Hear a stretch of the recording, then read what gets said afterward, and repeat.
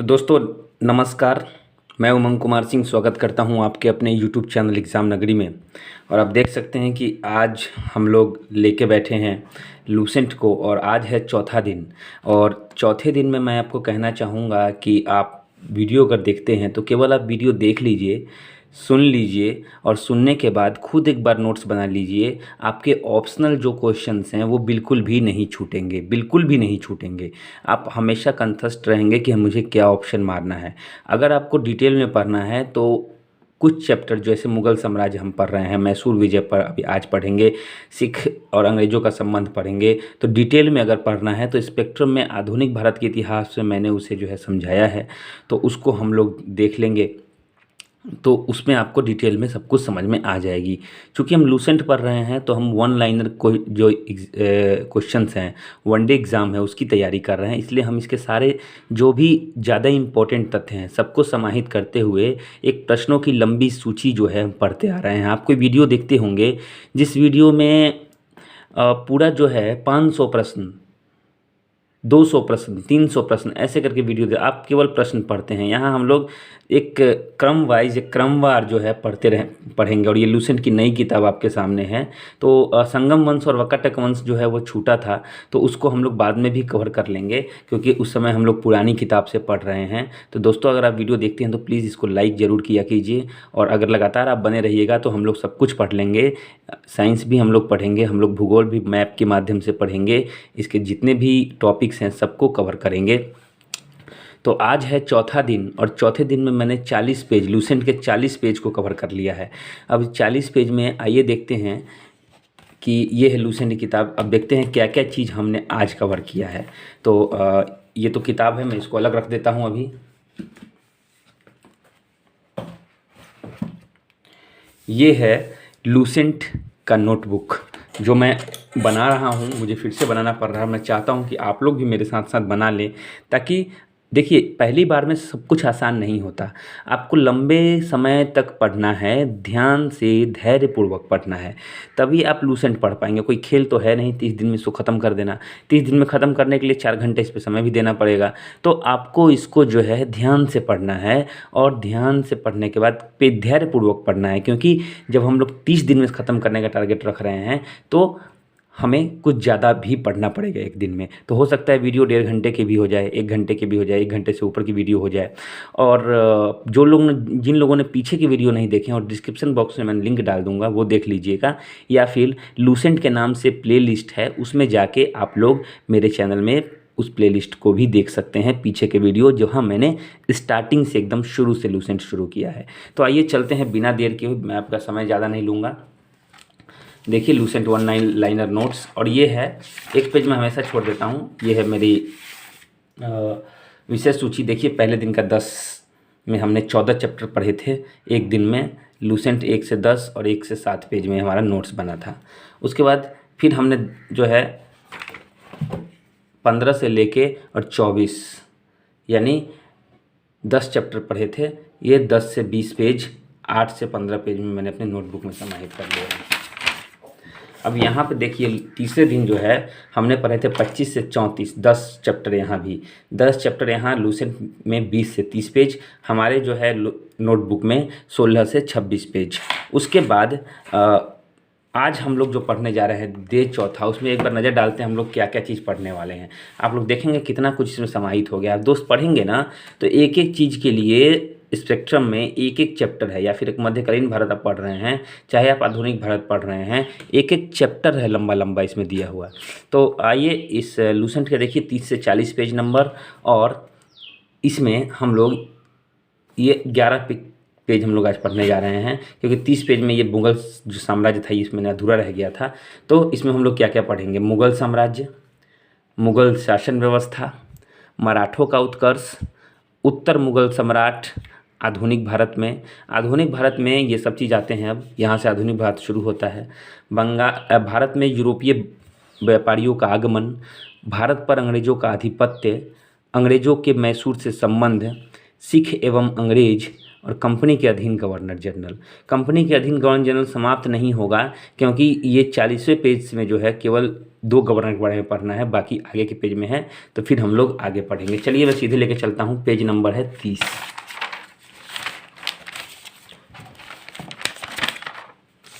अगर आपने पीछे के वीडियो नहीं देखे हैं तो ज़रूर जाके देख लीजिएगा। ये सारे नोट्स कंप्लीट हो चुके हैं और बहुत सारे अनलिमिटेड क्वेश्चंस को हम लोग इसमें कवर करते हैं। तो हम लोग आ गए हैं पेज नंबर 30 पे। जी हाँ, अब पेज नंबर 30 में देखिए, ये पेज 28 से ही शुरू है। यहाँ पे देखिए हमें जो पढ़ना था, मुग़ल साम्राज्य पढ़ना था।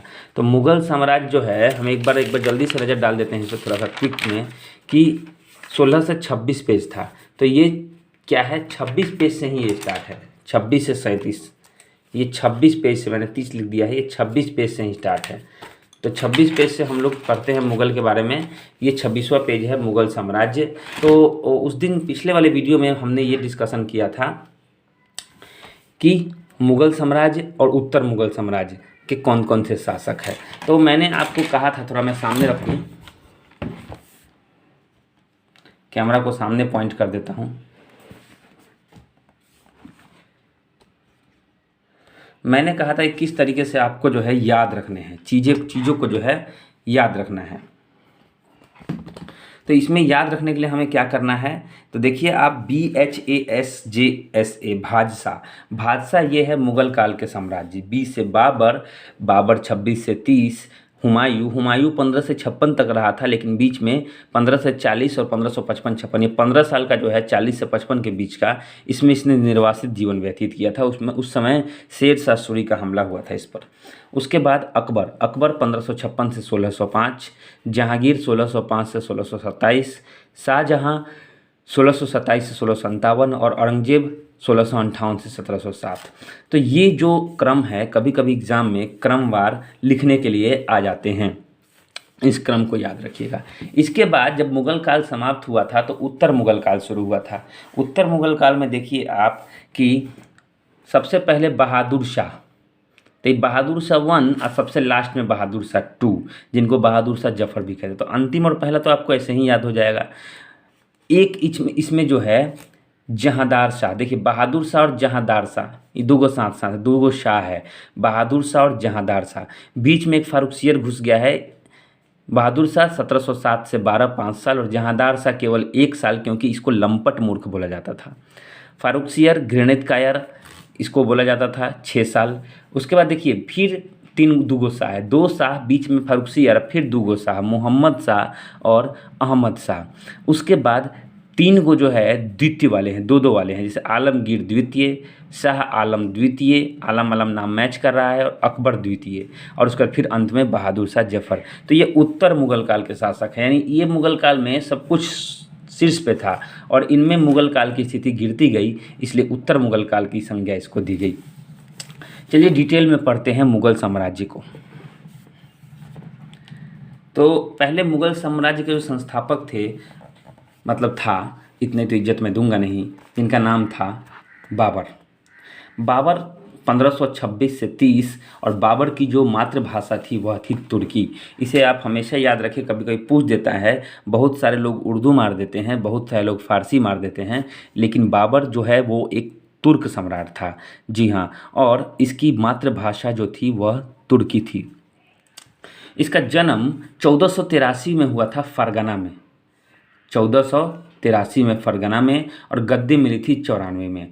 83 और 94 में आप लोग देख लेंगे, 83 10 93 1 94, 11 वर्ष की उम्र में यह शासक बन गया था।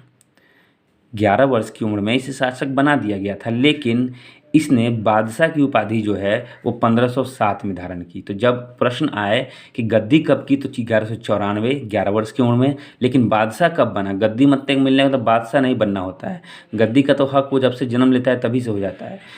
बादशाह की उपाधि जो है, एक उपाधि होती थी बादशाह की, ये 1507 में 24 वर्ष की उम्र में उसको मिला। तो इसमें आप कंफ्यूज मत होइएगा। अब इसके 4 पुत्र थे, एक का नाम था हुमायूं, दूसरे का नाम था कामरान, तीसरे का नाम था अस्करी और चौथे का नाम था हिंदाल। सब में जो है हुमायूं सबसे पावरफुल था, तो इनके बाद हुमायूं बना। भारत पर बाबर ने कुल 5 बार आक्रमण किया है। भारत पर जो आक्रमण हुआ है वह कुल 5 बार आक्रमण किया है, जिसमें पहला आक्रमण उसने 1519 में किया था, यानी 7 में उसने वो बादशाह बना और 12 साल के बाद जो है उसने पहला आक्रमण भारत पे किया। पानीपत का प्रथम युद्ध उसके समय में लड़ा गया था। सबसे पहले उसने तुगलमा युद्ध नीति तथा तोपखाना का प्रयोग किया। तो प्रश्न हमेशा आते हैं कि तोपखाना का प्रयोग बाबर ने किस युद्ध में किया था? तो पानीपत के प्रथम युद्ध में। सारे ही मोस्ट इम्पोर्टेंट क्वेश्चन हैं, सारे ही मोस्ट इम्पोर्टेंट क्वेश्चन हैं। अब आखिर जो है अगर हम बाबर की बात करें तो यहाँ आप देख सकते हैं कि बाबर ने 3 या 4 महत्वपूर्ण लड़ाइयाँ लड़ी थी। पहला था पानीपत का प्रथम युद्ध। मैं देखिए मैं डेट लिख देता हूँ, वहाँ किताब में क्या लिखा हुआ है 21 अप्रैल 1526, लेकिन मैंने यहाँ डेट में लिख दिया है न्यूमेरिक में 21/4/1526। तो इससे आप लोग ध्यान में कर लीजिएगा 21/4/1526, 21 अप्रैल 1526 को वह पानीपत की प्रथम लड़ाई लड़ा। अब देखिए किससे किससे लड़ा उसका नाम लिख दिया है, लेकिन सारे ही लड़ाई में बाबर विजयी हो गया था। तो 1526 इब्राहिम लोदी के खिलाफ, जिसमें लोदी वंश का नाश किया था, बाबर विजयी। खानवा का युद्ध हुआ था 17 मार्च 1527 को। तो 1527 आप लोग जरूर याद रखें। ये हुआ था राणा सांगा के साथ, इसमें भी बाबर विजयी हुआ था। चंदेरी का युद्ध ये हुआ था मेदिनी राय के साथ 1528। लाइन से 26, 27, 28, 29, 26, 27, 28, 29। 29 जून 1528 को मेदिनी राय। तो 1528 याद रखें, इसमें 26 में पानीपत, 27 में खानवा, 28 में चंदेरी। चंदेरी में ये लड़ा था मेदिनी राय के विरुद्ध, जिसमें भी बाबर विजयी हुआ था। और घाघरा का युद्ध 1529 में अफगानों के विरुद्ध, इसमें भी बाबर जो है वो विजयी हुआ था। तो देखिए किस तरीके से जो है बाबर की विजयी गाथा जो है इन 4 लड़ाइयों से पता चलती है, और पता चलता है किस प्रकार उसने जो है भारत में आके अपने पांव जमाए। बाबर काफ़ी उदार व्यक्ति था। आपको बाबर के इतिहास में ये नहीं मिलेगा कि उसने किसी का सर कटवा दिया या उसने किसी से जोर ज़बरदस्ती की। वो एक उदार व्यक्ति था और उसका काम था साम्राज्य विस्तार करना, इस्लाम का प्रचार करना और धन इकट्ठा करना, राजस्व वगैरह लगा के, उसका यही काम था। उसी की उदारता हेतु जो है उसको कलंदर की उपाधि दी गई। कलंदर आपने सुना होगा, मस्त कलंदर टाइप का गाना। तो उसकी उदारता के लिए जो है उसको कलंदर की उपाधि दी गई थी। यहाँ पर तमगा कर से उसने मुसलमानों को मुक्ति दी। एक मुसलमानों को कर लगता था तमगा कर, उससे मुसलमानों को मुक्ति दी उसने। खानवा का युद्ध हुआ, खानवा का युद्ध 1527 में राणा सांगा के विरुद्ध हुआ था।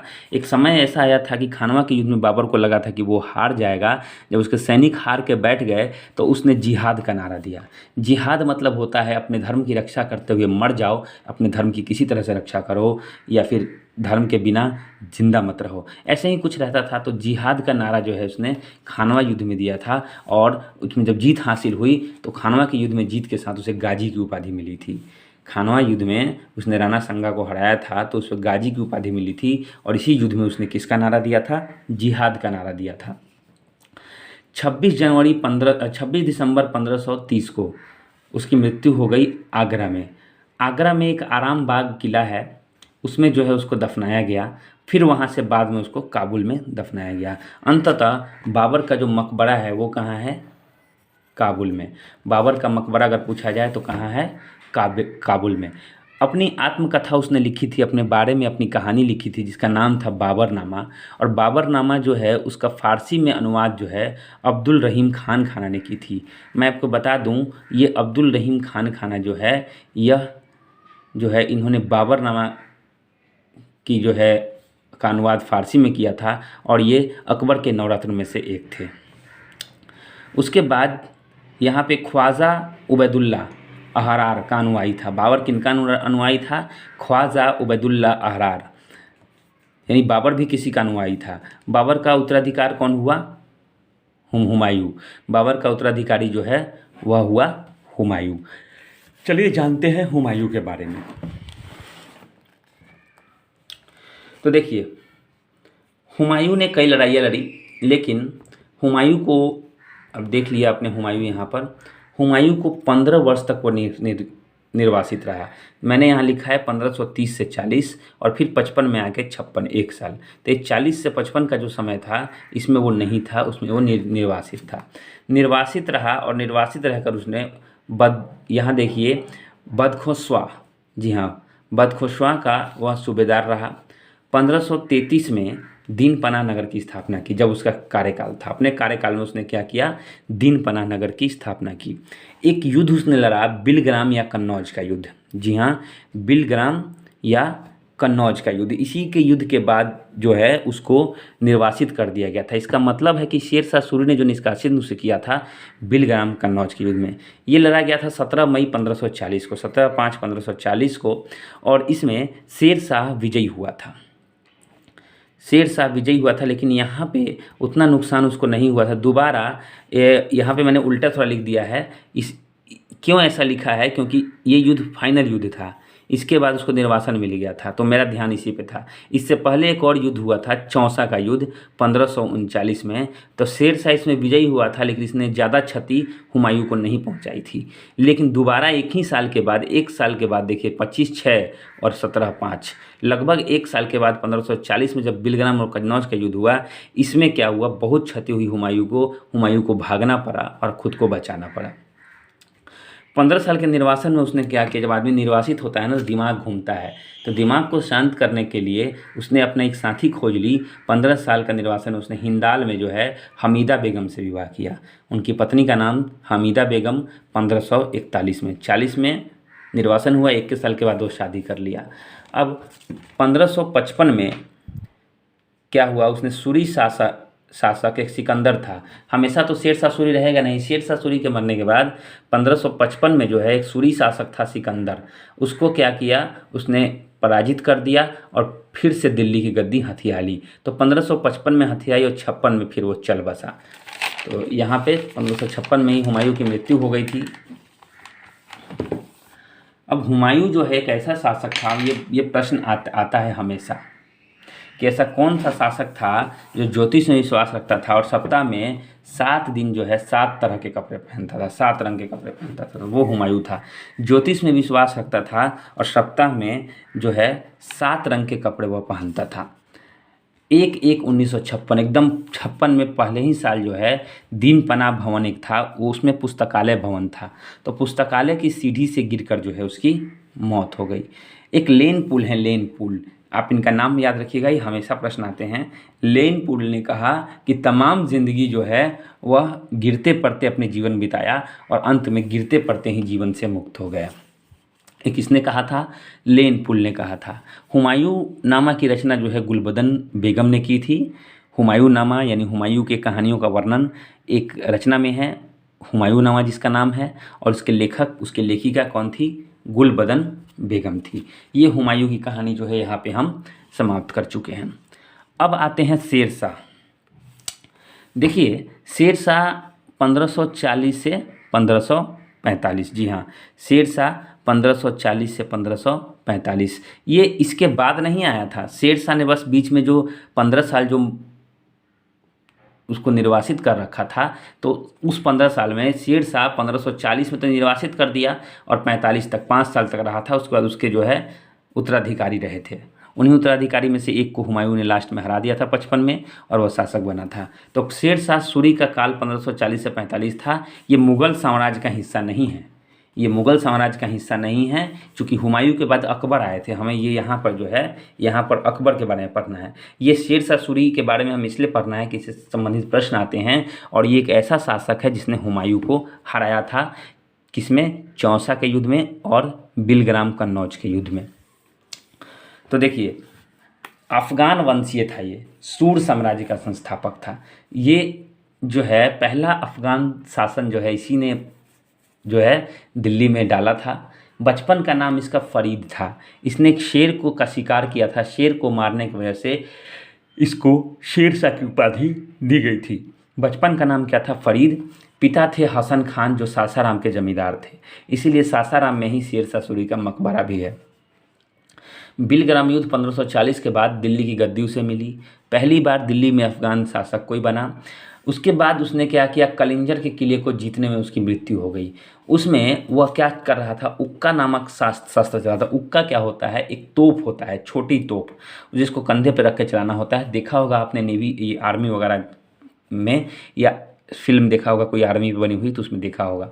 तो उक्का शास्त्र चलाते हुए उसको चोट लग गई गहरी और उसकी मृत्यु हो गई। उसका मकबरा जो है सासाराम में है और उसके मकबरे में हिंद तथा ईरानी वास्तुकला का प्रयोग किया गया है। तो सासाराम का मकबरा शेरशाह का मकबरा सासाराम में है और उसके मकबरे पर हिंद एवं ईरानी वास्तुकला का जो है एक कला चित्र देखने को मिलता है। इसने अब निर्माण क्या क्या किया उसको देखते हैं। तो देखिए, निर्माण में इसने रोहतासगढ़ का किला बनाया, किलाए कोहना दिल्ली में बनाया। उसके बाद इसका उत्तराधिकारी इस्लाम शाह हुआ। इसके समय में लगान जो था 1/3 भाग था। कबूलियत तथा पट्टा प्रथा की शुरुआत इसने की थी। 1541 में पाटलिपुत्रा से इसने नाम बदलकर पटना बनाया था। डाक प्रथा का प्रचलन जो है शेरशाह सूरी के द्वारा ही करवाया हुआ है, डाक प्रथा का प्रचलन। और जीटी रोड जो है, ग्रैंड ट्रंक रोड, इसी के द्वारा बनवाया हुआ है। और इसके समकालीन जो है मालिक मोहम्मद जायसी इनके क्या थे? समकालीन थे। तो मालिक मोहम्मद जायसी जो थे इस समय शेरशाह सूरी के समय थे। तो ये शेरशाह का थोड़ा सा हमने परिचय और थोड़ा सा डिटेल पढ़ा। अब आते हैं अकबर। अकबर का कार्यकाल था 1556 से 1605। 1556 में हुमायूं की मृत्यु हो गई। उसके बाद अकबर आए मुग़ल साम्राज्य में। अकबर के बारे में देखिए, अकबर के बारे में हमें बहुत कुछ पढ़ना है। अकबर बहुत ही महान शासक थे, खासकर हिंदुओं के लिए, और मुग़लों में सबसे महान थे। तो अकबर में देखिए कि इसका जन्म हुआ था 15 अक्टूबर 1542 में। 15 अक्टूबर 1542 में माता का नाम था हमीना बानो। इनके बचपन का नाम जलाल था। अकबर के बचपन का नाम क्या था? जलाल था। और राज्याभिषेक इनका हुआ था कालानौर के किले पंजाब में। इनको उपाधि जो है, किस उपाधि से ये जो है बैठा था गद्दी पर? तो जलालुद्दीन मोहम्मद अकबर गाजी, ये पूरी उपाधि आप याद रखेंगे। इसी उपाधि के साथ वह कहाँ बैठा था? गद्दी पर बैठा था। इसके संरक्षक जो थे बैरम खां, क्योंकि काफ़ी कम उम्र में गद्दी पर बैठा था, तो इसके संरक्षक बैरम खां थे।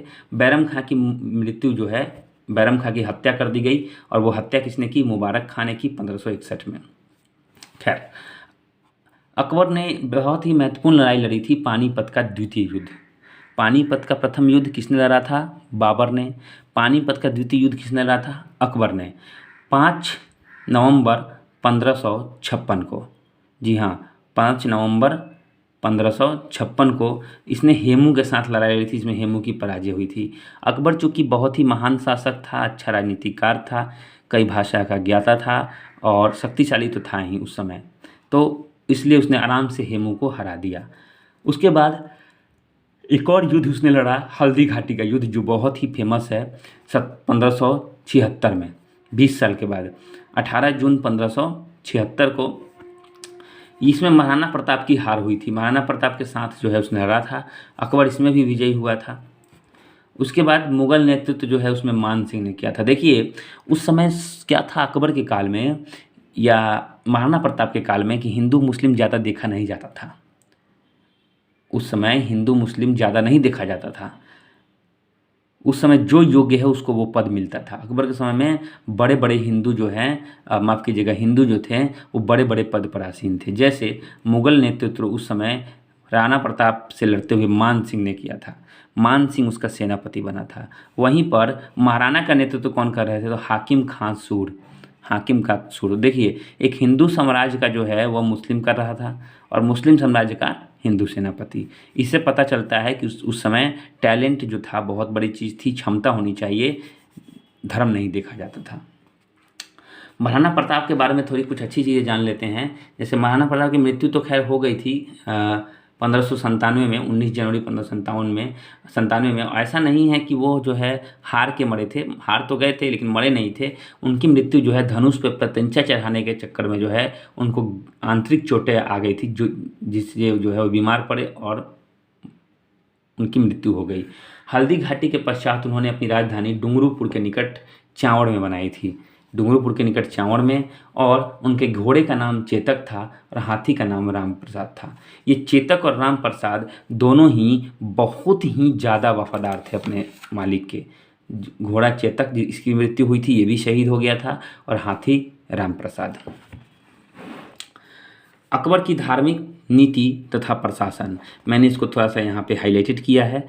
अकबर ने जो है दीन इलाही धर्म की स्थापना की थी। दीन इलाही, इसमें इस्लाम धर्म की शिक्षा दी जाती थी। और सबसे पहला और अंतिम जो दीन इलाही का सदस्य बना था वह बीरबल ही था। न बीरबल के पहले कोई था, यानी बीरबल सबसे पहले इस धर्म को अपनाया और अंत में बीरबल रह गया, फिर किसी ने नहीं अपनाया। क्योंकि अकबर के समय में दबाव नहीं था, कोई अपनाए चाहे नहीं अपनाए, एक ही आदमी ने अपनाया। बीरबल का नाम जो था महेश दास था। बीरबल का वास्तविक नाम क्या था? महेश दास। वह एक हिंदू परिवार में जन्म लिया था। इसको बीरबल की उपाधि अकबर ने दे दी थी। उसके बाद उसी के समय में अकबर ने जो है जैनाचार्य हरिविजय सूरी, एक बहुत अच्छे आचार्य थे, इनको जगत गुरु की उपाधि दी थी क्योंकि बहुत ज़्यादा ज्ञानी थे और अकबर इनसे बहुत अधिक प्रभावित था। अकबर ही एक ऐसा मुस्लिम शासक था, थोड़ा सा मैं कैमरा ठीक कर लूँ।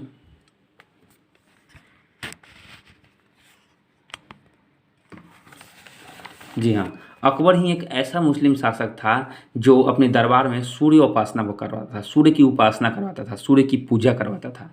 राजस्व की जब्ती प्रणाली उसी ने शुरू की और 10 साल बंदोबस्त जो कि टोडरमल की व्यवस्था थी वो 1580 में टोडरमल ने स्टार्ट की। टोडरमल जो था अकबर का ही एक मंत्री था। अकबर के कुछ और अच्छे कार्य जानते हैं, जैसे दास प्रथा का अंत कर दिया था उसने। आप देख सकते हैं उसने जो है दास प्रथा का अंत कर दिया था, तीर्थ कर यात्रा समाप्त कर दिया, जजिया कर समाप्त कर दिया, अपनी राजधानी को आगरा से फतेहपुर सीकरी ले आया, इबादत खाने की स्थापना की। इबादत खाना यानी एक ऐसा भवन जिसमें सभी लोग जो इबादत करने आते थे, अपनी अपनी समस्या बताने आते थे और अकबर उन्हें सुनता था। इस इबादत खाने में कोई भी आ सकता था, चाहे वह किसी भी धर्म का हो। अंत में उन्होंने राजधानी जो है अपनी लाहौर बनाया। तो पहले आगरा, उसके बाद फिर फतेहपुर सीकरी और तब लाहौर। मनसबदारी प्रथा बहुत ही प्रचलित थी अकबर के समय में और उनके समकालीन कौन थे? सलीम चिश्ती। सलीम चिश्ती अकबर के ही समकालीन थे। प्रश्न आते हैं। अकबर की जो मृत्यु है वह 1605 में हो गई। देख सकते हैं अकबर की मृत्यु जो है वह 16 अक्टूबर 1605 को आगरा के निकट जो है सिकंदरा एक किला था, उसमें उसको दफनाया गया था। अकबर जो था नगारावाद, कहते हैं नगारा बजा, नगारा जो आज बोलते हैं वही वाद्य यंत्र अकबर बजाता था, वह उसे बहुत ही पसंद था। तो यहाँ पर मैंने उसे लिखा है। कुछ निर्माण जानते हैं अकबर के निर्माण और नवरत्न के बारे में। तो देखिए, दिल्ली में हुमायूं का जो मकबरा है वो अकबर ने बनाया है। आगरा का लाल किला, अब ऐसा नहीं कह सकते कि लाल किला उसने, लाल किला तो शाहजहाँ ने बनवाया है, लेकिन अकबर का लाल किला जो है वह किसने बनवाया है? अकबर ने, आगरा का लाल किला। उसके बाद फतेहपुर सीकरी का शीश महल उसी ने बनवाया है। उसके बाद दीवाने खास, देखिए दीवाने आम और दीवाने खास, मैं आपको इसकी एक असलियत बता देता हूँ। दीवाने आम और दीवाने खास दिल्ली में भी है और आगरा में भी है। दिल्ली में शाहजहाँ ने बनवाया है, जबकि आगरा में जो है वह अकबर ने बनवाया है। तो आगरा में मोस्टली जो है अकबर ने ही बनवाया है, क्योंकि उसकी आगरा जो है पहले राजधानी थी, बाद में फुल फतेहपुर सीकरी आया था। पंचमहल, बुलंद दरवाज़ा, उसका जोधाबाई का महल, लाहौर किला, ये सब जो है अकबर ने बनवाया है। अकबर की ऐसे प्रश्न आते हैं कि कौन सा ऐसा मुगल साम्राज्य था जिसने राजपूतों से संबंध की नीति अपनाई? तो वो था अकबर। जी हाँ, राजपूतों से संबंध की नीति किसने अपनाई थी? अकबर ने। इसका मानना था कि राजपूतों से संबंध बना के रखेंगे तो राजपूत राज्य से हमें सहायता मिलती रहेगी। चलिए नवरत्न के बारे में जानते हैं। नवरत्न मतलब 9 ऐसे मंत्री परिषद जो कि अपना अपना रोल बेहतरीन तरीके से निभाते थे उस समय। कुछ तो अपने टैलेंट, अपने कारनामे, अपने ज्ञान की वजह से इस नवरत्न में शामिल थे। कुछ लोग अकबर के बहुत ही करीबी थे और अकबर जो था उन पे पूरा विश्वास करता था। इसलिए जानते हैं आप कैसे कैसे। बीरबल, पहला नवरत्न बीरबल। बीरबल सबसे बुद्धिमान था और अकबर का सबसे प्रिय था। अकबर बीरबल ऐसे साथ में नाम भी उनका आता है। इसका जन्म 1528 में हुआ था एक राजा के परिवार में। इसका ओरिजिनल नाम महेश दास था, बाद में इसे बीरबल की उपाधि दे दी गई। दूसरा है अबुल फजल। अबुल फजल ने अकबरनामा की रचना की थी, आईने अकबरी की रचना की थी। तानसेन, तानसेन को आप लोग जानते होंगे। तानसेन को संगीत सम्राट बोला जाता था। इसे कंठाभरणवाणी उपाधि दी गई थी क्योंकि ये बहुत ही अच्छे टोन में जो है या अच्छे तानों में जो है गाना गाते थे। तो कंठाभरणवाणी की उपाधि किसे दी गई थी? तानसेन को। कंठा नाम है न, कंठ, कंठ से गाना गाया जाता है, तो तानसेन। तानसेन गायकी में जो है काफ़ी आगे थे। उसके बाद अब्दुल रहीम खान खाना, हमने डिस्कशन किया था थोड़ी देर पहले। बाबरनामा का अनुवाद इसने फारसी में किया था। मान सिंह, मान सिंह का भी हमने यहाँ पे चर्चा की थी। मान सिंह कौन था? सेनापति था उनका, और अजमेर के राजा भारमल का पोता था ये। राजा टोडरमल, टोडरमल अपनी भूमि सुधार व्यवस्था के लिए प्रसिद्ध था। भूमि से संबंधित जो भी सुधार व्यवस्था थी वह टोडरमल देखता था। फैजी, फैजी जो था, फैजी ने क्या किया? अकबरनामा के लेखक फैजी थे और इसने एक और महत्वपूर्ण काम किया कि महाभारत और भगवत गीता को फारसी में अनुवाद कर दिया। महाभारत और भगवत गीता का इसने अनुवाद जो है फारसी में किया था। इसका नाम था फैजी। हकीम हुमाम, यह अकबर का विश्वास पात्र था। अकबर इस पर खुद से ज़्यादा विश्वास करते थे। उसके बाद मुल्ला दो प्याजा, मुल्ला दो प्याजा जो है उसकी, मुल्ला दो प्याजा के बुद्धिमत्ता तथा वाक पटुता को, जो इनको दो प्याजा बहुत पसंद था, तो इसलिए इनका नाम जो था मुल्ला दो प्याजा ही रख दिया गया। ये अपनी बुद्धिमान्यता जो है और वाक पटुता मतलब बोलने की क्षमता से बहुत ही फेमस थे, बहुत प्रसिद्ध थे, इसलिए अकबर इनको नॉर्थ में शामिल कर रखा था। तो ये 9 रत्न थे, 9 लोग थे। कुछ महत्वपूर्ण तथ्य भी देखते हैं अकबर के बारे में। हरिदास, हरिदास जो कि तानसेन के गुरु थे, तो बहुत अच्छा गाते थे, तानसेन से भी अच्छा गाते थे। अकबर ने एक बार जो है अपनी इच्छा रखी कि वो हमारे दरबार में आए और सम्मानपूर्वक गाएं और हमसे इनाम ले। इसने साफ मना कर दिया था। हरिदास ने कहा था कि मैं केवल ईश्वर के लिए गाता हूँ, मैं किसी राजा महाराजा के लिए नहीं गाता। अंततः अकबर के दरबार में इसने जाने से मना कर दिया था। उसके बाद भगवत पुराण का फारसी में अनुवाद टोडरमल ने किया था। एक तो था भगवत गीता, तो फैजी ने किया था। यहाँ भगवत पुराण, इसका जो है फारसी में अनुवाद टोडरमल ने किया था।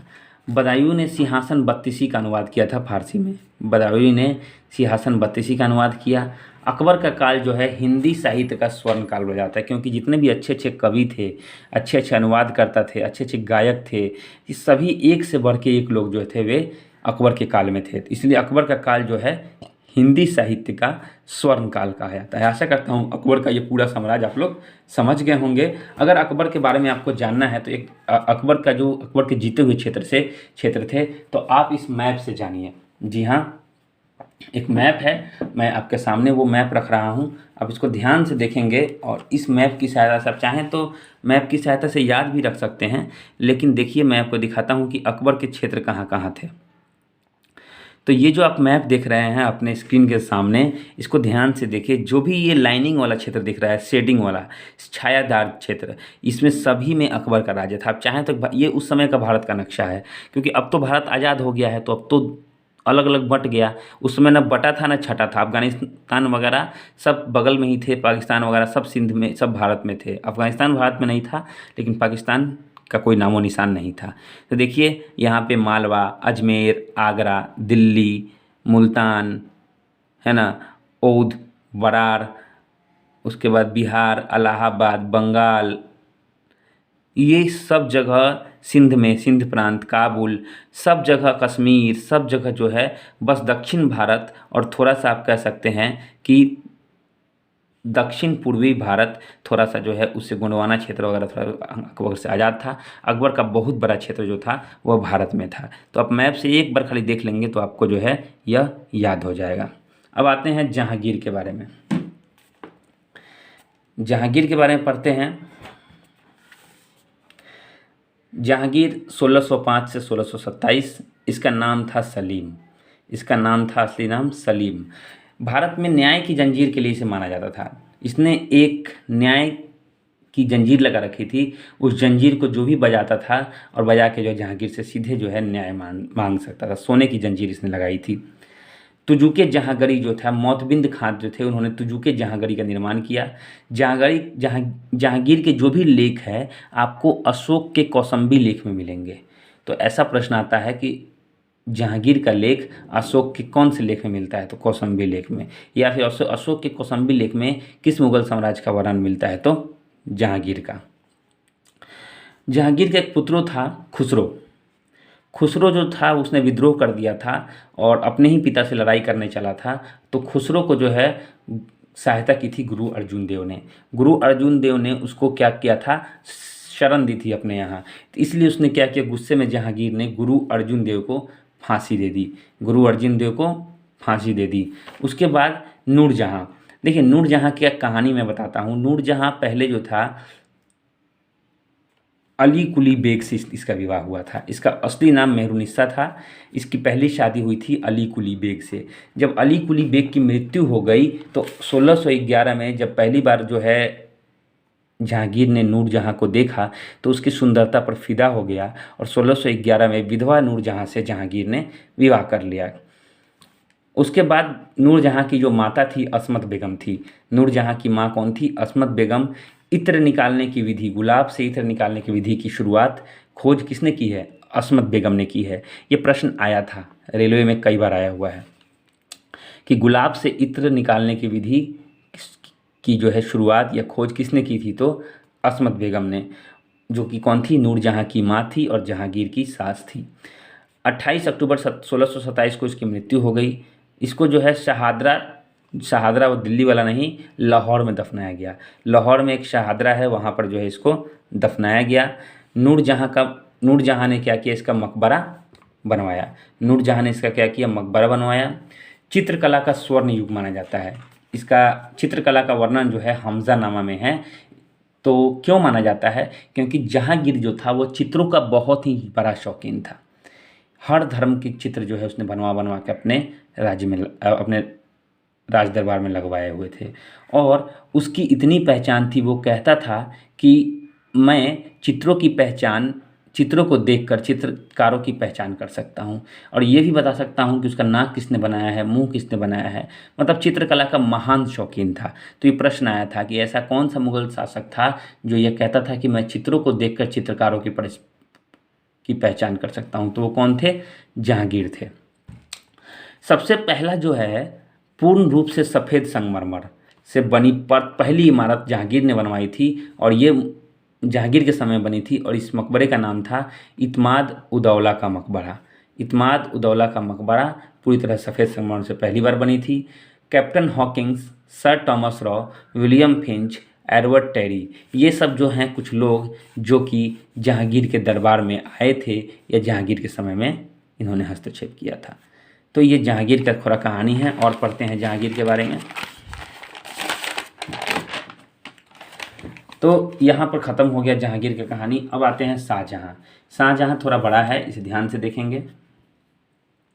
मैंने इसमें इम्पोर्टेंट चीज़ों को ही समाहित किया है, तो आप लोग इसमें कंफ्यूज ना हो। सारी इंपॉर्टेंट चीज़ें हैं। डिटेल में पढ़ने के लिए आप मध्यकालीन भारत का कोई, अगर आप मेंस की तैयारी कर रहे हैं तो खैर पीटी में बहुत काम दें, क्योंकि डेट्स का याद रहना बहुत ज़रूरी है। मेंस में भी डेट्स आपको याद रहते हैं तो आप इजीली जो है तथ्यों को लिख सकते हैं। कहानी तो सबको याद रहती है। तो यहाँ पे शाहजहाँ पढ़ना है। शाहजहाँ का जन्म हुआ था 5 जनवरी 1592 को। 1612 में जो है इसने अर्जुमंद बानो बेगम से विवाह कर लिया। तो 8 और 12 20 साल की उम्र में इसने क्या किया था, विवाह कर लिया था शाहजहाँ ने। शाहजहाँ ने क्या किया, ताजमहल का निर्माण करवाया था। शाहजहाँ ने जो है ताजमहल का निर्माण करवाया था। तो शाहजहाँ ने किसकी याद में ताजमहल का निर्माण करवाया था, वो तो आप जानते होंगे, मुमताज महल। जी हाँ, मुमताज महल की याद में जो है इसने ताजमहल का निर्माण किया था। और मुमताज महल की याद में इसने किया था। और ताजमहल जो है इसकी रूपरेखा किसने तैयार की थी, उस्ताद ईसा खां। अब देख सकते हैं यहाँ मैंने नाम दिखाया है। देखिए 2 चीज़ है, एक मुख्य स्थापत्यकार और एक रूपरेखा। तो जो डिज़ाइन बनाए थे वो किसने बनाया था? उस्ताद ईसा खान ने। लेकिन मुख्य स्थापत्यकार यानी जो जब बनना शुरू हुआ तो किसने डायरेक्शन दिया? उस्ताद अहमद लाहौरी ने। तो मुख्य स्थापत्यकार कौन थे? उस्ताद अहमद लाहौरी। शाहजहाँ के समय में मयूर सिंहासन जो था उसका निर्माण किसने किया था? बेबादल खां ने। तो मयूर सिंहासन का निर्माण करता बेबादल खां था। शाहजहाँ का युग जो है स्थापत्य कला का स्वर्णकाल कला। देखिए जहांगीर का, अकबर का, तो अकबर का क्या कहलाता है? हिंदी का स्वर्ण युग, हिंदी साहित्य का स्वर्ण युग। वहीं जहांगीर का जो है कला का स्वर्ण युग, कला मतलब कि चित्रकला का स्वर्ण युग, क्योंकि चित्रकला का शौकीन था। और शाहजहाँ स्थापत्य कला, शाहजहाँ भवन का निर्माण बहुत अच्छा करता था, तो बहुत ज़्यादा भवन का निर्माण हुआ था इसके काल में, इसलिए जो है इसके काल को स्थापत्य कला का स्वर्ण युग कहा जाता है। दिल्ली का लाल किला, दीवाने आम दीवाने खास, देखिए फिर से आ गया, ये दिल्ली में थे। तो दीवाने आम दीवाने खास जामा मस्जिद दिल्ली का, क्योंकि जामा मस्जिद आगरा में भी है तो उस पर कन्फ्यूज़ ना होइए। जामा मस्जिद, मोती मस्जिद, आगरा का लाहौर किला, ये सब जो है किसने बनवाया था? ये देखिए मैंने यहाँ पे निर्माण में ये पूरा डिटेल जो है यहाँ पे लिख दिया है, कौन कौन सा मुख्य किला जो था उसने शाहजहाँ ने बनवाया था। हुमायूं का मकबरा जो ताजमहल की तरह ही था, ताजमहल का ही एक रूप था, तो वो भी बना था उसी के समय। 1638 में इसने क्या किया? फिर से राजधानी को आगरा से दिल्ली ले आया। आगरा जो राजधानी थी उसको उसने कहाँ ले आया? दिल्ली ले आया। उसके बाद आगरा का जामा मस्जिद जो है वो उसकी पुत्री जो थी उन्होंने जहाँ आरा, आगरा का जामा मस्जिद किसने बनवाया? जहाँ आरा ने, जबकि दिल्ली का जामा मस्जिद शाहजहाँ ने बनवाया था। इनका एक पुत्र था दारा शिकोह। दारा शिकोह बहुत बड़ा विद्वान था, बहुत बड़ा विद्वान था और बहुत ही महान विद्वान था। इसने देखिए क्या क्या किया? भगवत गीता, योग वशिष्ठ, उपनिषद, रामायण, इन सब का अनुवाद इसने फारसी में किया है। उसके बाद धर्मट का एक युद्ध हुआ था। धर्मट का युद्ध हुआ था दारा शिकोह और औरंगजेब के बीच में, क्योंकि दारा शिकोह उत्तराधिकारी था, औरंगजेब उत्तराधिकारी था। 1658 में हुआ था। और फिर देवराई का युद्ध हुआ था। कब हुआ था? 1658 में, चौथा महीना, पाँचवा महीना में।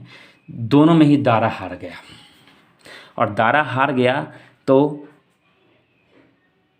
उसके बाद दारा की मृत्यु हो गई और औरंगजेब ने शासन संभाल लिया। इधर शाहजहाँ की मृत्यु जो है वह 22 जनवरी 1666 को शाहजहाँ की मृत्यु हो गई। अब चूंकि इसके बाद औरंगजेब था तो देखिए दारा को जो उपाधि दी गई थी, शाह बुलंद इकबाल की उपाधि जो है वह मिली थी। औरंगजेब आया 1658 से 1707।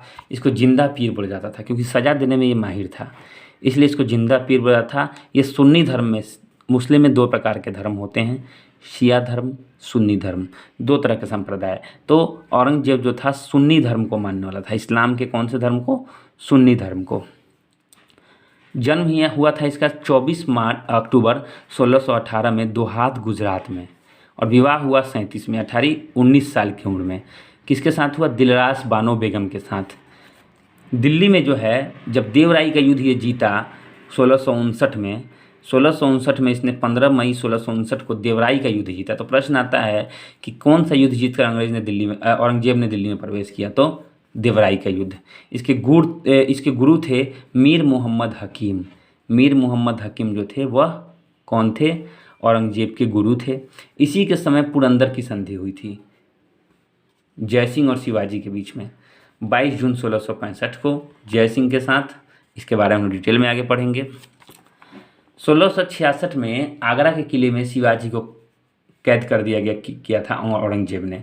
औरंगजेब ने मिलने बुलाया और आने पर इसने क्या किया? शिवाजी को कैद कर लिया। हालांकि शिवाजी भाग निकले थे। 9वें गुरु तेग बहादुर थे, उनकी हत्या कर दी। उनको मजबूर किया गया पहले इस्लाम धारण करने के लिए। जब इस्लाम स्वीकार नहीं किया उन्होंने तो 9वें गुरु, सिखों के 9वें गुरु थे तेग बहादुर, उसकी हत्या कर दी गई। 1679 में जो अकबर ने हटा दिया था जाजिया कर, शाहजहाँ ने नहीं लागू किया उसको, वहीं औरंगजेब ने इसको फिर से लागू कर दिया 1679 में। और 1685 में उसने बीजापुर जीता, 1687 में गोलकुंडा जीता। इसकी भी कीर्ति थोड़ी अजीब थी। इसी के समय जाट विद्रोह हुआ। जाटों का विद्रोह इसी में शुरू हुआ, लेकिन इसने क्या किया, जाटों का दमन किया, जाटों को मार गिराया। सर्वाधिक हिंदू अधिकारी की नियुक्ति की गई थी। जी हाँ, देखिए औरंगजेब को आप कहेंगे ना कि एक कट्टर मुसलमान था, तो वो तो था वो, लेकिन एक सच्चाई ये भी है कि आप लोग ध्यान में रखिएगा, जब भी प्रश्न आए तो इसको जरूर ध्यान में रखिएगा कि सबसे ज़्यादा जो हिंदू अधिकारियों की नियुक्ति हुई थी वह औरंगजेब के काल में ही हुई थी।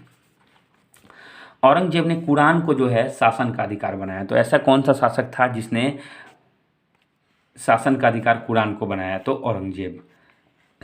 सम्राट को जो है सोने से तौलने की प्रथा सबसे पहले जो है इसी के समय शुरू हुई। सम्राट के जन्मदिन पर जो है सम्राट को क्या किया जाता था, सोने चांदी से तौला जाता था और उस सोने चांदी को जनता में बांट दिया जाता था। तो उसी समय शुरू हुई। एक और फैक्ट है औरंगजेब का कि औरंगजेब खुद जो है वीणा बजाने का शौकीन था, वाद्य यंत्र बजाने का शौकीन था, फिर भी उसने संगीत पर पाबंदी लगा दी। जितने भी संगीतकार थे, कलाकार थे, सबको उसने छुट्टी दे दी, सबको बोला घर जाइए, आपका कोई काम नहीं है। लेकिन संगीत पर सबसे अधिक फारसी पुस्तकें जो है उसी के समय में लिखी गई। देखिए कैसे कैसे फैक्ट आ रहे हैं, अगर नहीं ध्यान में रखिए तो गड़बड़ी हो जाएगी, क्योंकि संगीत का जैसे ही नाम आएगा आप क्या करेंगे, औरंगजेब को तो बिल्कुल नहीं मारेंगे। लेकिन औरंगजेब के समय में ही फारसी पुस्तकें जो है संगीत पर सबसे अधिक रचित हुई थी। इसका एक बड़ा कारण ये था कि पहले क्या था, संगीत लोग सुन लेते थे, दरबार में चलता था, हर जगह चलता था। पाबंदी लग गई तो किताब एक माध्यम रह गया जिसके से जो है लोग संगीत के बारे में जान पाएँ। जैसे कि अभी लॉकडाउन लग गया तो लोगों को जो है सोशल मीडिया ही एक सहारा था जानकारी लेने का, वैसे ही उसके बाद 1665 में उसने क्या किया, हिंदू के मंदिरों को तोड़ने का आदेश दिया। चूँकि ये बहुत ही ज़्यादा जो था, क्या था, कट्टरवादी शासक था, जिंदा पीर इसको कहा गया था। इसके द्वारा तोड़े गए मंदिर सोमनाथ 1665 में जो है इसने आदेश दिया, सोमनाथ का मंदिर, विश्वनाथ बनारस का मंदिर, मथुरा का केशव मंदिर, ये कुछ मुख्य मंदिर है। छोटे छोटे तो इसने तोड़े ही, लेकिन कुछ बड़े मंदिर थे जिसको इसने तोड़ा। उसके बाद 20 फरवरी 1707 को खुलदाबाद में इसकी मृत्यु हो गई, वहीं पे इसको दफनाया गया। और इसके समय में एक फ्रांकोइस बर्नियर थे जो कि चिकित्सक का काम करते थे इसके दरबार में, फ्रांकोइस बर्नियर। तो ये था मुग़ल साम्राज्य कंप्लीट। थोड़ा सा मुग़ल साम्राज्य के प्रशासन के बारे में जानते हैं। हालांकि प्रश्न आते नहीं हैं, लेकिन एक दो बार आए हैं तो इसलिए हमें इसके बारे में जानना ज़रूरी है। कुछ इम्पोर्टेंट तथ्यों को जानते हैं, जैसे मंत्रिपरिषद। पूरा मंत्रिपरिषद जो है विजारत कहलाता था। पूरा मंत्रिपरिषद जो है इस समय क्या कहलाता था, विजारत कहलाता था। बाबर के समय में जो है वजीर पद सबसे महत्वपूर्ण था। वजीर जो मुख्यमंत्री या मंत्री का पद था वो सबसे ज़्यादा महत्वपूर्ण था। सरखत जो था, सरखत एक दस्तावेज था जिसपे साइन करने के बाद ही वेतन मिलता था। इस पर मीर बख्शी के हस्ताक्षर होते थे। मीर बख्शी वित्त मंत्री था, तो मीर बख्शी के हस्ताक्षर सरवत पे होते ही, सरखत पे, तभी वेतन जो है लोगों को मिलता था। न्याय विभाग का प्रमुख काजी हुआ करता था। मददे मास ऐसी भूमि थी जो दान में दी जाती थी, उस पर लगान नहीं लगता था, तो मददे मास मदद हो गया वो। सबसे छोटी इकाई ग्राम थी। और दहसाला का मतलब होता है 10 साल पर एक बार राजस्व वसूलना।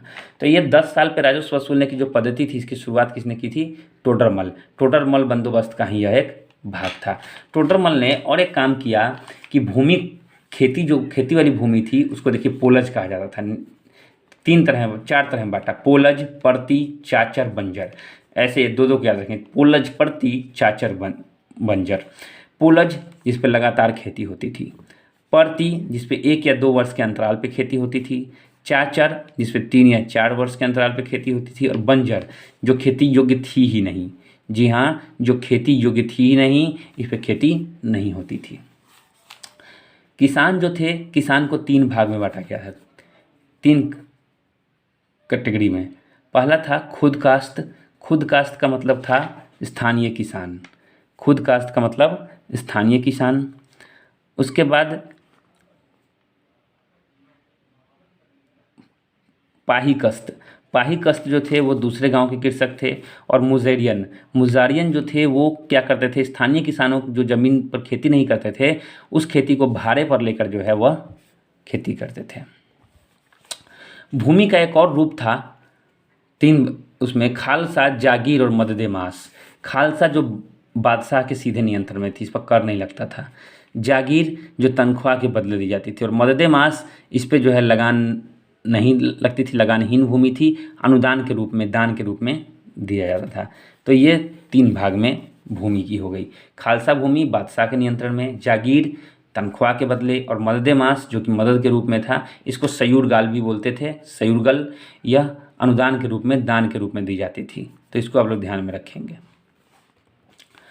अर्थव्यवस्था का आधार चांदी था, लेन देन चांदी में होता था, लेकिन दैनिक लेन देन, छोटे छोटे लेन देन जो है तांबों में किए जाते थे। सैन्य व्यवस्था जो है मनसबदार थी, मनसबदारी सबको मिली हुई थी। अकबर द्वारा यह प्रथा जो है चालू की गई थी। जहांगीर ने जो है 2 अस्पा और सिंह अस्पा जो है यह प्रथा चलाई थी। 2 अस्पा और सिंह अस्पा, 100 सरदार और 2 सरदार, ऐसे करके यहाँ आप देख सकते हैं। मैं तो नीचे कर देता हूँ जी। अर्थव्यवस्था का आधार चांदी, दैनिक लेन देन तांबे, सैन्य व्यवस्था मनसबदार अकबर के काल में, और जहांगीर ने 2 अस्पा और सिंह अस्पा प्रथा की शुरुआत की थी। तो ये मुगल प्रशासन हो गया। अब जानते हैं थोड़ा सा मराठों का उत्कर्ष। जी हाँ, मराठों का उत्कर्ष, कहाँ से मराठा साम्राज्य शुरू हुआ, इसके बारे में जानते हैं।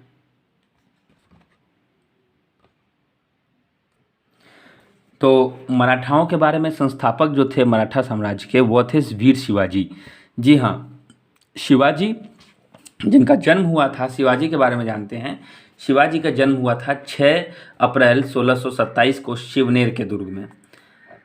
शिवाजी का जन्म कब हुआ था? 6 अप्रैल 1627 को शिवनेर के दुर्ग में। इनके पिता का नाम था शाहजी भोसले और माता का नाम था जीजाबाई, और गुरु का नाम था कोंडदेव। ये सारे इंपॉर्टेंट तथ्य मैंने शामिल किए हैं, इसलिए आप इसको स्किप मत कीजिएगा।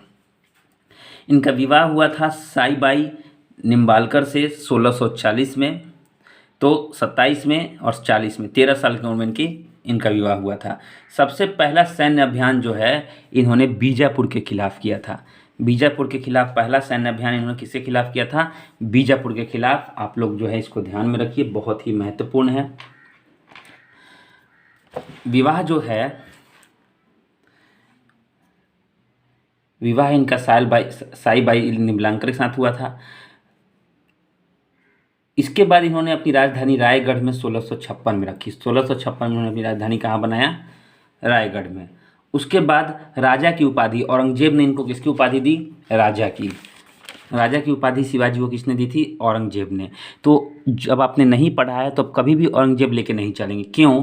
क्योंकि आपको लगेगा कि औरंगजेब तो दुश्मन था, इसने तो कैद किया था, तो ये कैसे राजा की उपाधि दे सकता है? लेकिन इसी ने दिया था।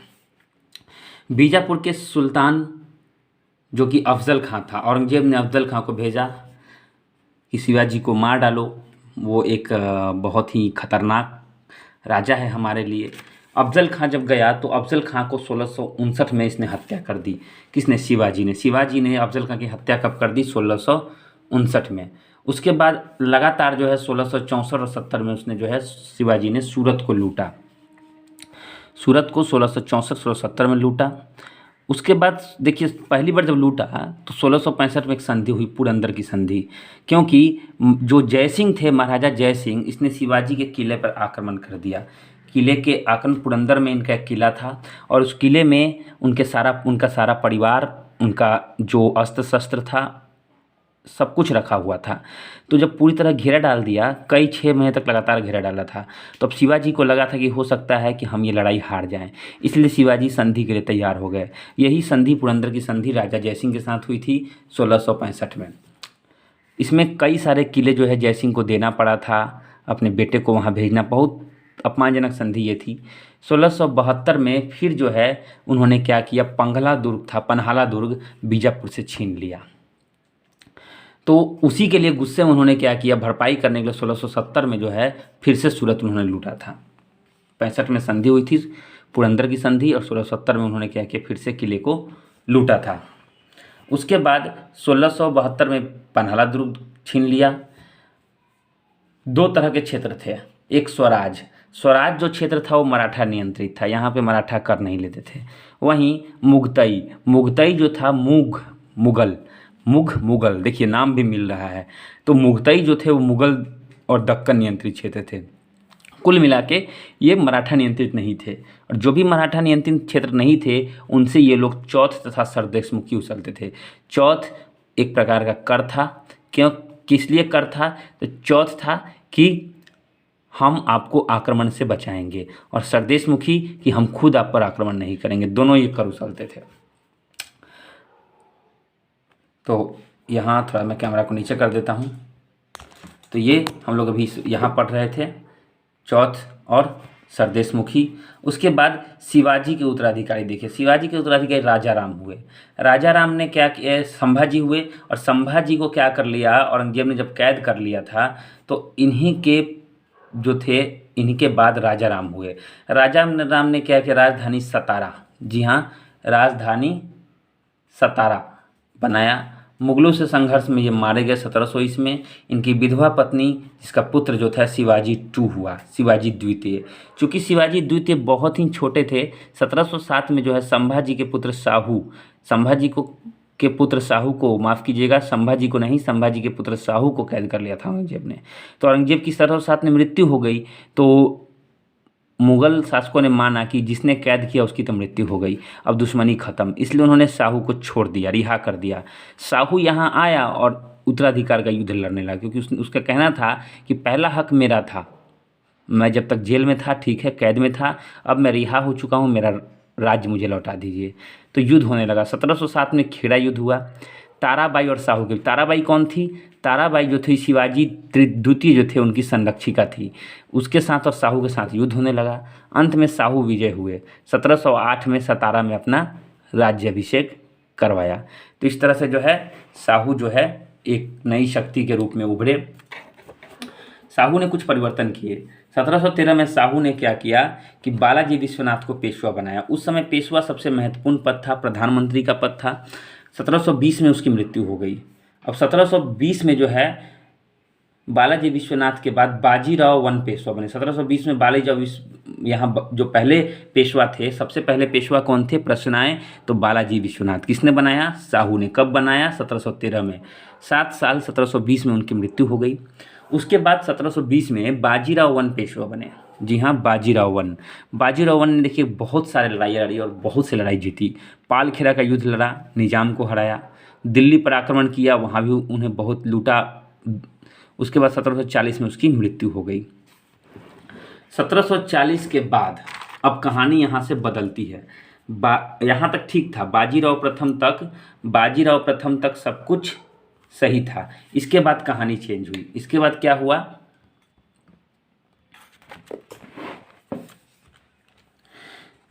5 जून 1674 को गंगा भट्ट द्वारा राज्याभिषेक करवाया उन्होंने। ये किसके बारे में है? यहाँ ध्यान देंगे शिवाजी के बारे में। ये हम लोग शिवाजी के बारे में पढ़ रहे हैं। यहाँ तक ठीक था, यहाँ के बाद कहानी चेंज होती है, इसके बारे में पढ़ेंगे। थोड़ा सा और शिवाजी के बारे में हम लोग जान लेते हैं। शिवाजी के बारे में कुछ चीज़ें जो जानना बेहद ज़रूरी है। जैसे गंगा भट्ट एक बहुत ही ज्ञानी व्यक्ति थे। उन्होंने शिवाजी का क्या किया था? राज्याभिषेक किया था। कहाँ किया था? रायगढ़ किला वाराणसी में। 1666 में औरंगजेब द्वारा उन्हें कैद कर लिया गया। 1680 में उनकी मृत्यु हो गई 53 वर्ष की उम्र में। ये 5 और 3 है, थोड़ी मेरी राइटिंग ऐसी है, ये 5 3 53 वर्ष की उम्र में। 1680 27 में हुए थे, 1680 में मर गए, 53 वर्ष जिए। उनके में अष्टप्रधान क्या था? तो अष्टप्रधान क्या था? उनका एक मंत्री परिषद था। अष्टप्रधान के बारे में हम लोग फिर नीचे जो है पढ़ेंगे। राजकीय भाषा मराठी थी। शिवाजी की राजकीय भाषा क्या थी? मराठी थी। उनके समय में प्रमुख संत थे एकनाथ का क्या काम था? देखिए मुख्य संतों के नाम ही मैंने इसमें लिखे हैं जिन्होंने कुछ अच्छा काम किया है। रामायण पर भावार्थ रामायण टीका उन्होंने लिखा। किसने? एकनाथ ने। तुकाराम ने क्या किया? तुकाराम ने भक्ति पंख लिखा, भक्ति पंख जो है कविताएं लिखी। और रामदास जो कि अंतिम महान संत थे। तो ये 3 संतों के नाम आप लोग याद रखेंगे। अष्टप्रधान के बारे में जानते हैं। अष्टप्रधान क्या था?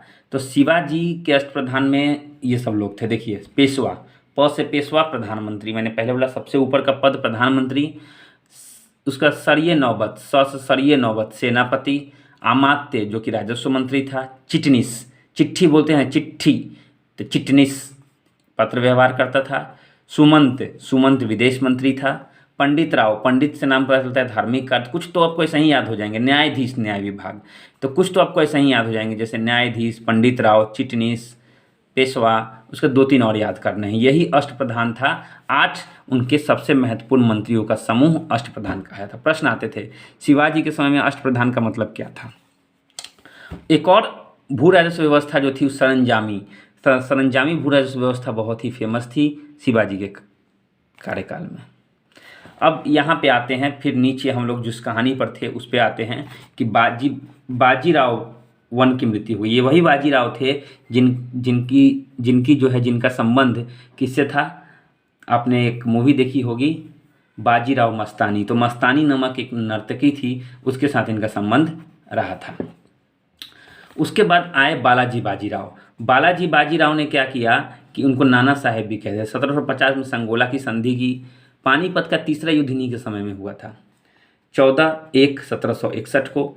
उसमें हार हुई थी इनकी, और हार ऐसी भयानक हार थी कि हर घर से 2-4 मराठे मारे गए थे। उसको वो बर्दाश्त नहीं कर पाए और दुख में, दर्द में वो जो है मर गए। मरने के बाद जो है माधवराव वन आए। माधवराव वन जो है उसके चाचा जो थे नारायण राव ने उनकी हत्या कर दी, और नारायण राव की हत्या जो है चाचा रघुराम ने कर दी।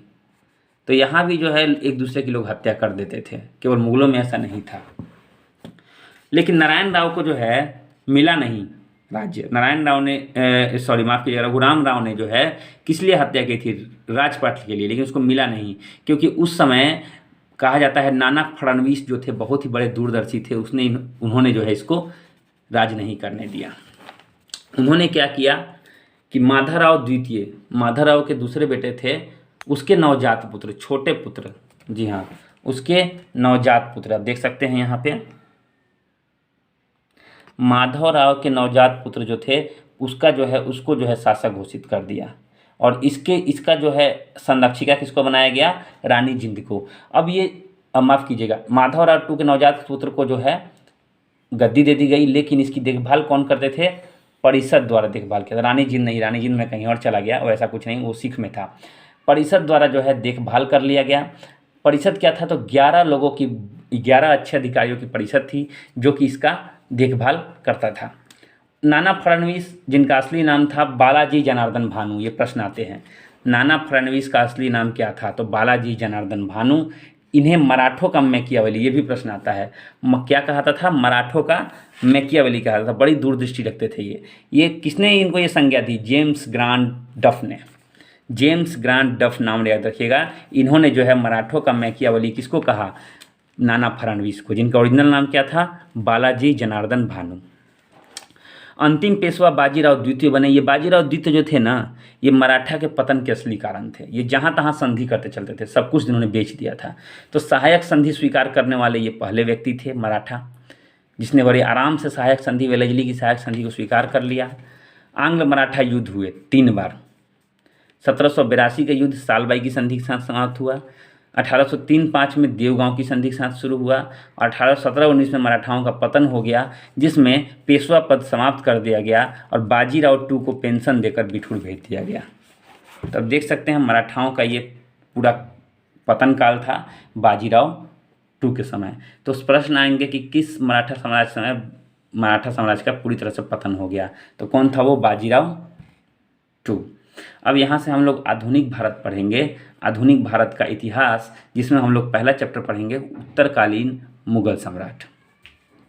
तो उत्तरकालीन मुगल सम्राट पढ़ने से पहले एक चीज़ आप देख लीजिए कि कुछ स्वतंत्र राज्य देख लीजिए। जैसे मुगल जब खत्म हो गए, मुगलों का जहाँ पर प्रभाव समाप्त हुआ, तो कुछ स्वतंत्र राज्य उभर के सामने आए। प्रश्न आते हैं स्वतंत्र राज्यों में। अवध में शहादत खां का शासन था। अवध स्वतंत्र राज्य, शहादत खां का शासन। इसको बुढ़ाने मुल्क की उपाधि प्राप्त थी। हैदराबाद में चिनकिलिस खां का शासन, इसको निज़ामुल मुल्क की उपाधि प्राप्त थी। रुहेलखंड में वीर दाऊद और अली मोहम्मद, ये उतना इंपॉर्टेंट है नहीं, दोनों ऊपर के बहुत इंपॉर्टेंट हैं। Bengal very very important, Bengal में मुर्शिद अली खां का शासन। हालांकि समय समय पर यह थोड़ा राजस्व जो है का हिस्सा मुगलों को भेज देता था। उसके बाद कर्नाटक, कर्नाटक में सादुतुल्ला खां का शासन और भरतपुर में चूड़ामन एवं बदन सिंह का शासन। तो ये 1 2 3 4 5 6 ऐसे राज्य थे महत्वपूर्ण जो कि मुगलों के शासन से हटकर स्वतंत्र राज्य की स्थापना हुई थी। अब कुछ अंग जानते हैं, जैसे कि बहादुर शाह। कुछ उत्तर मुगलकालीन के शासकों के बारे में जानते हैं। अब देखिए बहादुर शाह, इसका नाम मुअज्जम भी था। बहादुर शाह 1 की बात मैं कर रहा हूँ। बहादुर शाह का नाम मुअज्जम भी था। इसको साहे बेखबर बोला जाता था। इसका नाम था साहे बेखबर। इसको किसी चीज़ की चिंता उनता नहीं रहती थी। उसके बाद ये सब उत्तर मुगल काल के शासक हैं औरंगजेब के बाद। जहांदार शाह, जहांदार शाह का नाम, जहांदार शाह को लंपट मूर्ख बोला जाता था। 1 नंबर का मूर्ख था, इसे कुछ ज़्यादा पता नहीं था। सारे इसके काम इसके मंत्री लोग करते थे। इसमें इसने क्या किया था, एक लाल कुंवरी नाम की वेश्या थी, उसको हस्तक्षेप की आज्ञा दे रखी थी। वही सारा काम कर देती थी, साइन भी इसका जो है वही कर देती थी। फारुखसियर, फारुखसियर को घृणित कायर बोला जाता था, क्योंकि जिसको चाहता, जो उसको ये लगता उसको मरवा देता था। सैयद बंधु, सैयद बंधु को शासक निर्माता बोला जाता था। ये किसी को भी शासक आराम से बनवाते थे। अपनी कूटनीति और राजनीति का इनको बहुत अच्छा ज्ञान था। कौन थे ये सैयद बंधु? तो ये थे हुसैन अली खां और अब्दुल्ला खां। सैयद बंधु का नाम पूछे तो इसमें 2 भाई थे, एक था हुसैन अली खां और एक था अब्दुल्ला खां। मुहम्मद शाह, इसको रंगीला बादशाह कहा था, क्योंकि ये जो है लड़कियों में बड़ा इंटरेस्ट लेता था। ये शराब में बहुत इंटरेस्ट लेता था, तो ये हमेशा जो है रंग में डूबा रहता था, इसलिए इसको रंगीला बादशाह कहा जाता था। उसके बाद सैयद बंधु जो कि शासक निर्माता थे, इसकी हत्या कर दी। अब ये सैयद बंधु में बंधुओं में लिखा था, देखिए मैंने काट दिया है। केवल एक भाई की हत्या कर दी, इसका नाम था हुसैन अली। हुसैन अली की हत्या जो है किसने की थी? हैदर बेग ने। हुसैन अली की हत्या किसने की थी? हैदर बेग ने। हैदराबाद की स्थापना तुरानियों ने की थी। प्रश्न आए, हैदराबाद की स्थापना किसने की थी? तुरानियों ने। और अवध की स्थापना ईरानियों ने की थी। ऐसा नहीं था कि अवध पहले से नहीं था, लेकिन ये नाम से स्थापना जो है ईरानियों ने की थी।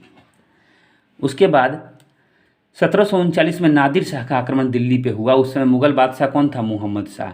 तो हमेशा प्रश्न आते हैं कि किसके समय में जो है दिल्ली पर नादिर शाह का आक्रमण हुआ था। काफ़ी लूट मचाया था, मारकाट मचाया था इसने। तो इसका नाम ये मुहम्मद शाह के समय में हुआ था।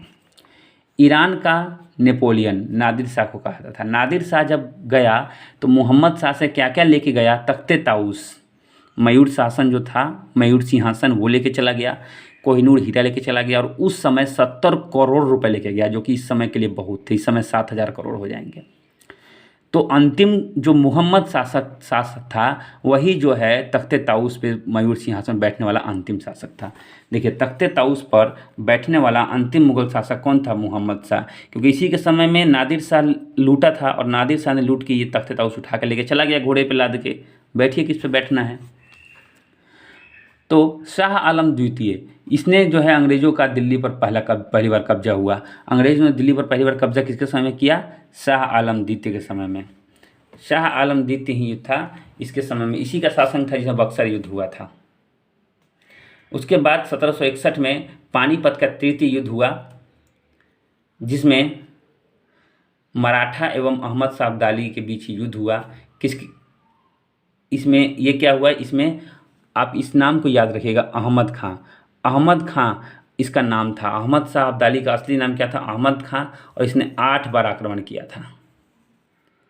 इसने जो है 8 बार आक्रमण किया था भारत पे। अब यहाँ पे हम लोग पढ़ेंगे भारत में यूरोपियों का आगमन। तो यहाँ से अब यूरोपियों का आगमन जो है पहले ही हो चुका था, तो ये एक अलग सेक्शन है। इसको हम लोग को पढ़ना बेहद ज़रूरी है। तो आइए जानते हैं यूरोपियों के आगमन के बारे में, क्या क्या चीज़ें हुई थी।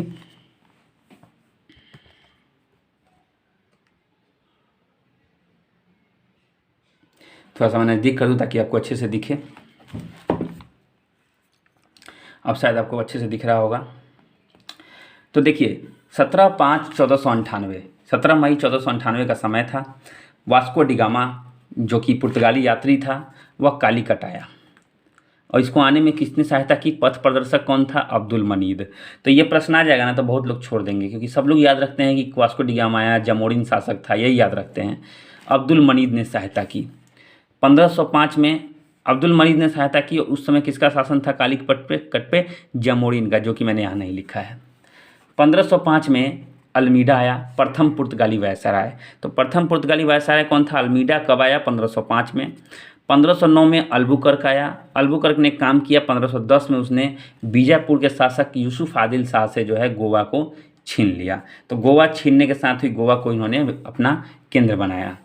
सबसे पहली पुर्तगाली कोठी जो थी वो कोचीन में स्थापित हुई। सेनथोम क्या है? सेनथोम एक पुर्तगाली बस्ती है जहाँ पे पुर्तगाली लोग रहते थे। तो थोड़ा पुर्तगालियों का देख लेते हैं कैसे कैसे लोग आए थे। देखिए, पहले आए थे पुर्तगाली, माफ़ कीजिएगा, पहले यहाँ कंपनी की स्थापना, तो देखिए पहले पुर्तगाली आए थे, उसके बाद डच आए थे। आगमन अगर हम देखें तो आगमन में यहाँ हेर फेर हुआ था। आगमन ने 1 नंबर पर ये थे, 2 नंबर पर ये थे, 3 नंबर पर अंग्रेज आए थे। लेकिन अंग्रेज आए थे बाद में और इन्होंने अपनी फैक्ट्री पहले स्थापित कर ली थी। तो देखिए, फैक्ट्री का क्रम पुर्तगाली ने 1498 में किया था, अंग्रेज़ों ने 1600 में किया था, डच 1602 में, डैनिश 1616 में और फ्रांसीसी 1664 में और सबसे अंत में स्वीडिश।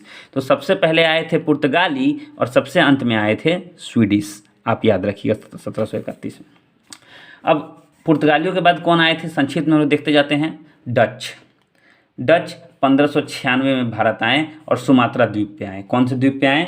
सुमात्रा द्वीप पे। प्रथम सफल व्यापारिक कोठी इन्होंने 1605 में मसूलीपट्टनम में खोला डचों ने। दूसरी कोठी इन्होंने पुलिकट में खोला। पुलिकट का मैंने क्यों नाम लिया है? क्योंकि यहाँ पे ये अपने सिक्के ढालते थे जिनको पैगोडा बोला जाता था। पैगोडा क्या है? डच सिक्के। डच सिक्कों को पैगोडा बोला जाता था, याद रखिएगा इसको। प्रथम बार, जो मैं रिपीट करूँ बहुत इंपॉर्टेंट है, मैंने खुद एग्जाम में फेस किए ऐसे क्वेश्चन।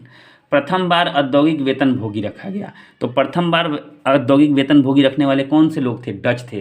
पहले ये क्या करते थे कि पहले जो है ये औद्योगिक वेतनभोगी नहीं रखते थे, ठीके पे या गुलाम खरीद के काम करवा लेते थे। अब इन्होंने क्या किया? वेतन पे लोगों को रखना शुरू किया। 1759 में वेदरा का युद्ध हुआ अंग्रेजों से, उसमें डचों का लगभग भारत से पतन हो गया। अब 31/12/1600 ईस्वी, जी हाँ, दिसंबर 1600 यानी 1600 ईस्वी की अंतिम दिन में जो है ईस्ट इंडिया कंपनी की को जो है रानी एलिजाबेथ, जो इंग्लैंड की रानी थी, उन्होंने क्या किया? व्यापार अधिकार पत्र दिया। मतलब व्यापार करने के लिए एक कॉन्ट्रैक्ट कह सकते हैं, वो दिया उसे। पहला गवर्नर कंपनी का कौन था ईस्ट इंडिया कंपनी का? Thomas Smith. East India company क्या है? जो देख लीजिए, ऐसी कंपनी जो ईस्ट इंडिया, पूर्वी भारत यानी पूर्व में जो है भारत में व्यापार करने के लिए आई थी, तो इसी का नाम ईस्ट इंडिया कंपनी रखा गया था। तो ये अब तो अधिकार पत्र मिल गया, अब भाई कीजिए व्यापार। तो व्यापार करने के लिए तो जो वहाँ पे वर्तमान में राजा है, तत्कालीन राजा, उससे तो आज्ञा लेनी पड़ेगी। उस समय जहांगीर का शासन था। जहांगीर के समय में कैप्टन हॉकिंस जो है जेम्स प्रथम का राजदूत बन के आया, लेकिन असफल हो गया। इसे कोई व्यापारिक अधिकार नहीं मिला। पहला अंग्रेजी जहाज रेड ड्रैगन आया था। अंग्रेज सबसे पहले भारत में कौन से जहाज से आए थे? रेड ड्रैगन से। 1611 में प्रथम व्यापारिक कोठी मसूलीपट्टनम में उसने खोली। कहाँ खोली? मसूलीपट्टनम में।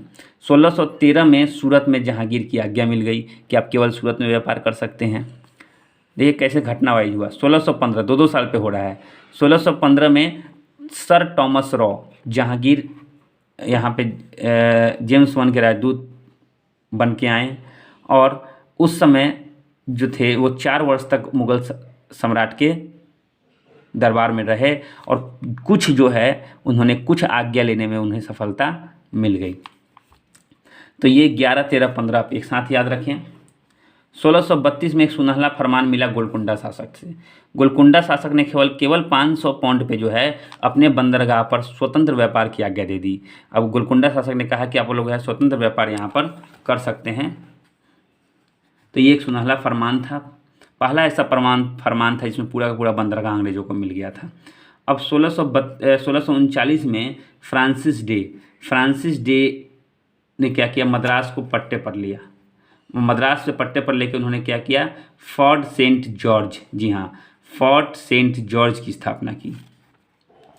1661 में क्या हुआ? पुर्तगाली राजकुमारी कैथरीन का विवाह ब्रिटेन के राजकुमार चार्ल्स द्वितीय से हुआ और इन्हें क्या किया हुआ? मुंबई दहेज में मिला।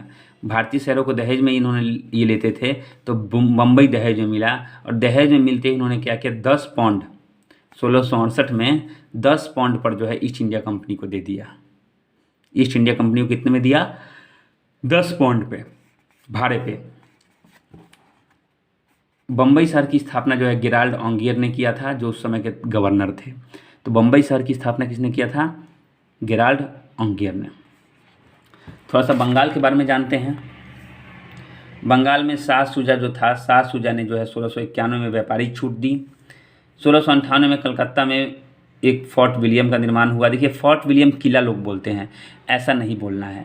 फोर्ट विलियम, अगर आप मेंस की तैयारी कर रहे हैं तो आप फोर्ट विलियम किला लिखिए तो आपका नंबर कट जाएगा, क्योंकि उसका नाम है फोर्ट विलियम, विलियम किला। तो विलियम नाम का किला था, इसको फोर्ट विलियम बोला जाता था। क्योंकि उस समय फोर्ट विलियम था, कलकत्ता उस समय था नहीं। ये कलकत्ता जो है उस समय था नहीं। उस समय क्या था? सूतानदी, गोविंदपुर और कालीकट, तीनों के क्षेत्र को मिला के एक बड़ा क्षेत्र था। इसी का नाम जो है जॉब चारनॉक ने कलकत्ता दिया। तो कलकत्ता नगर की स्थापना किसने की? जॉब चारनॉक ने। ये हम आप लोग याद रखेंगे। आगे चलते हैं, किस प्रकार अंग्रेजों ने अपने पांव जमाए। तो अब यहाँ पे अंग्रेजों के बाद यहाँ पे डच हो गए, अंग्रेज हो गए, पुर्तगाली हो गए। अब फ्रांसीसी, डेनिश ने कुछ खास नहीं किया। डेनिश ने बस अपने व्यापार से, छोटे मोटे व्यापार से ही तक मतलब रखा। प्रथम फ्रांसीसी कोठी जो है सूरत में फ्रैंक कैरो के द्वारा बैठाई गई। किसने बैठाई थी? फ्रैंक कैरो के द्वारा। प्रथम जो है फ्रांसीसी कोठी सूरत में फ्रैंक कैरो के द्वारा। 1674 में फ्रैंकिस मार्टिन जो थे वो पुदुचेरी, जी हाँ पुदुचेरी, 1674 में फ्रांसिस मार्टिन जो है पुदुचेरी के जो है पुदुचेरी की इन्होंने स्थापना की थी। कर्नाटक युद्ध, 3 कर्नाटक युद्ध हुए। यहाँ पे 3 कर्नाटक युद्ध हुए। देखिए मैंने 1, 2, 3 तीनों के नंबरिंग दिए हुए हैं, तीनों के नंबरिंग आपको देखने को मिल जाएंगे। 3 कर्नाटक युद्ध हुए। पहला हुआ 1746-48 में। ऑस्ट्रेलिया का उत्तराधिकार से ये युद्ध प्रभावित था। वहाँ ऑस्ट्रेलिया का उत्तराधिकार युद्ध हो रहा था, यहाँ आंग्ल फ्रांसीसी जो है लड़ रहे थे। एला शाफल की संधि के साथ ये समाप्त हुआ। फ्रांसीसी भी कमज़ोर नहीं थे, लेकिन अंग्रेज़ों से थोड़े से कमज़ोर थे।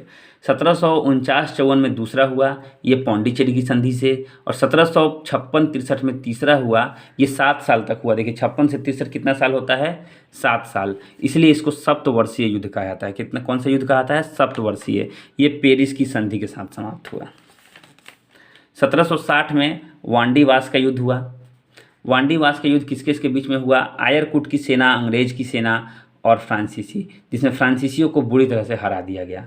तो वांडीवास का युद्ध आप कह सकते हैं निर्णायक युद्ध था एक, जिसमें फ्रांसीसी पूरी तरह से कमज़ोर हो गए। 1761 में अंग्रेजों ने पौंडीचेरी भी उनसे छीन लिया। 1763 में क्या हुआ? पेरिस संधि हुई, जिसमें चंद्रनगर को सिर्फ अंग्रेजों ने रख लिया, बाकी सारे प्रदेश जो है फ्रांस के उनको लौटा दिए। तो फ्रांस को बस एक औकात दिखाई गई। और ये तीनों युद्ध जो थे, ये ऑस्ट्रेलिया में उत्तराधिकार का युद्ध हो रहा था, तो यहाँ पे जो है तीनों युद्ध अपने अपने सम्मान के लिए हुआ था। तो ये था फ्रांसीसियों से अंग्रेजों का मुठभेड़। 3 युद्ध, 3 कर्नाटक युद्ध, 46-48, 49-54 और 56-63, जिसको सप्तवर्षीय युद्ध भी कहा जाता है। सप्तवर्षीय युद्ध किसके हुआ? पेरिस की संधि से समाप्त हुआ। पेरिस की संधि से वहाँ संधि हुई, यहाँ युद्ध जो है समाप्त हो गया। अब आते हैं बंगाल। बंगाल पर अंग्रेजों का आधिपत्य।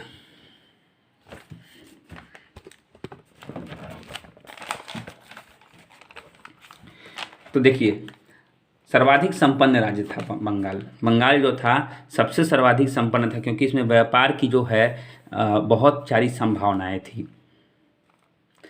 स्वतंत्र शासक मुर्शिद अली खां था वहाँ का, जिसने क्या किया था?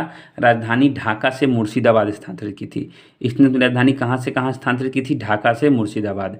इजारेदारी व्यवस्था था, कृषक ऋण व्यवस्था इसने शुरू किए थे। किसने? मुर्शिद अली खान ने। और उत्तराधिकारी इनका था दामाद शुजाउद्दीन, जिसको बोलते हैं, इसको शुजा भी बोलते हैं। दामाद शुजाउद्दीन जो था इनका उत्तराधिकारी था। 1740 से गिरिया युद्ध हुआ। गिरिया युद्ध में क्या हुआ? अलीवर्दी खान जो था वो विजयी हो गया। उस समय बंगाल का सूबेदार था, बिहार का सूबेदार से सीधे बंगाल का नवाब बन गया।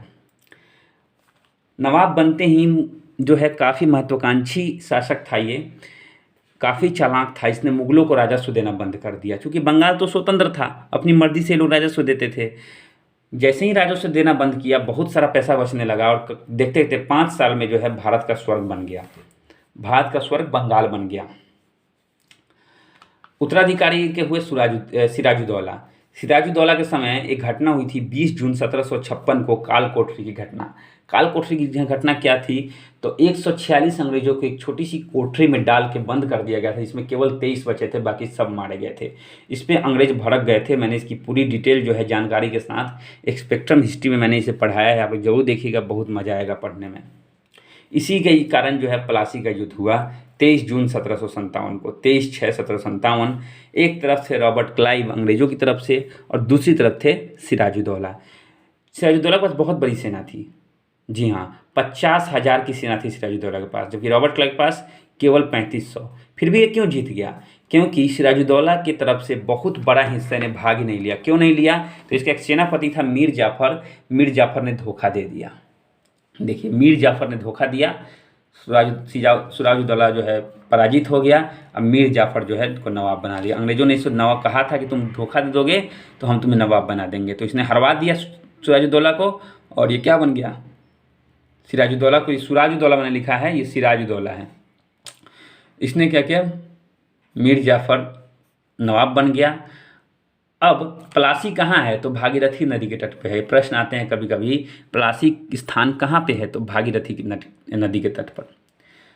अब मीर जाफ़र से भी अंग्रेज संतुष्ट नहीं हुए, मीर जाफ़र को हटा दिया गया और मीर कासिम नवाब बना। मीर कासिम ने गारंटी दी थी अंग्रेजों को कि मैं आपके हर बात मानूंगा, जैसे आप कहेंगे वैसे करूंगा। इस कारण जो है मीर जाफ़र को हटा दिया गया। मीर जाफ़र का संबंध डचों से था और अंग्रेजों को डर था कि बाद में डच के साथ मिलकर हमारे खिलाफ विद्रोह न कर दें। मीर कासिम ने सबसे पहला बड़ा काम किया, राजधानी मुर्शिदाबाद से मुंगेर उठा के ले आया। मुर्शिदाबाद जो कि अंग्रेजों के किले के आसपास था, वहाँ से उसने हटाया और अपना राजधानी मुंगेर लेके चला आया।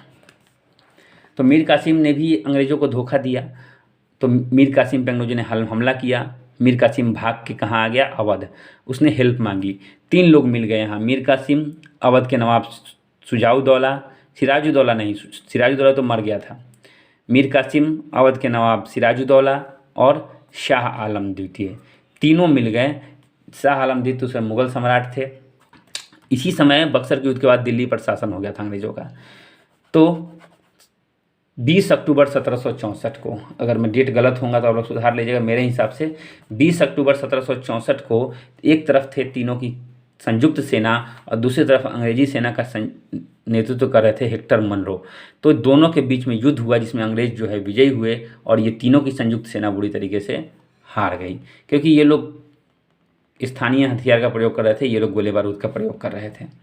भारत में अंग्रेजी शासन और प्रशासन की नींव जो थी वो बक्सर के युद्ध से ही शुरू हो गई थी। ये बात आप ध्यान में रखिएगा। आगे देखते हैं,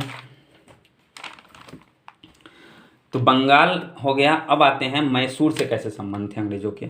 जी हाँ, मैसूर से अंग्रेजों के संबंध कैसे थे, इसके बारे में हम लोग जानते हैं।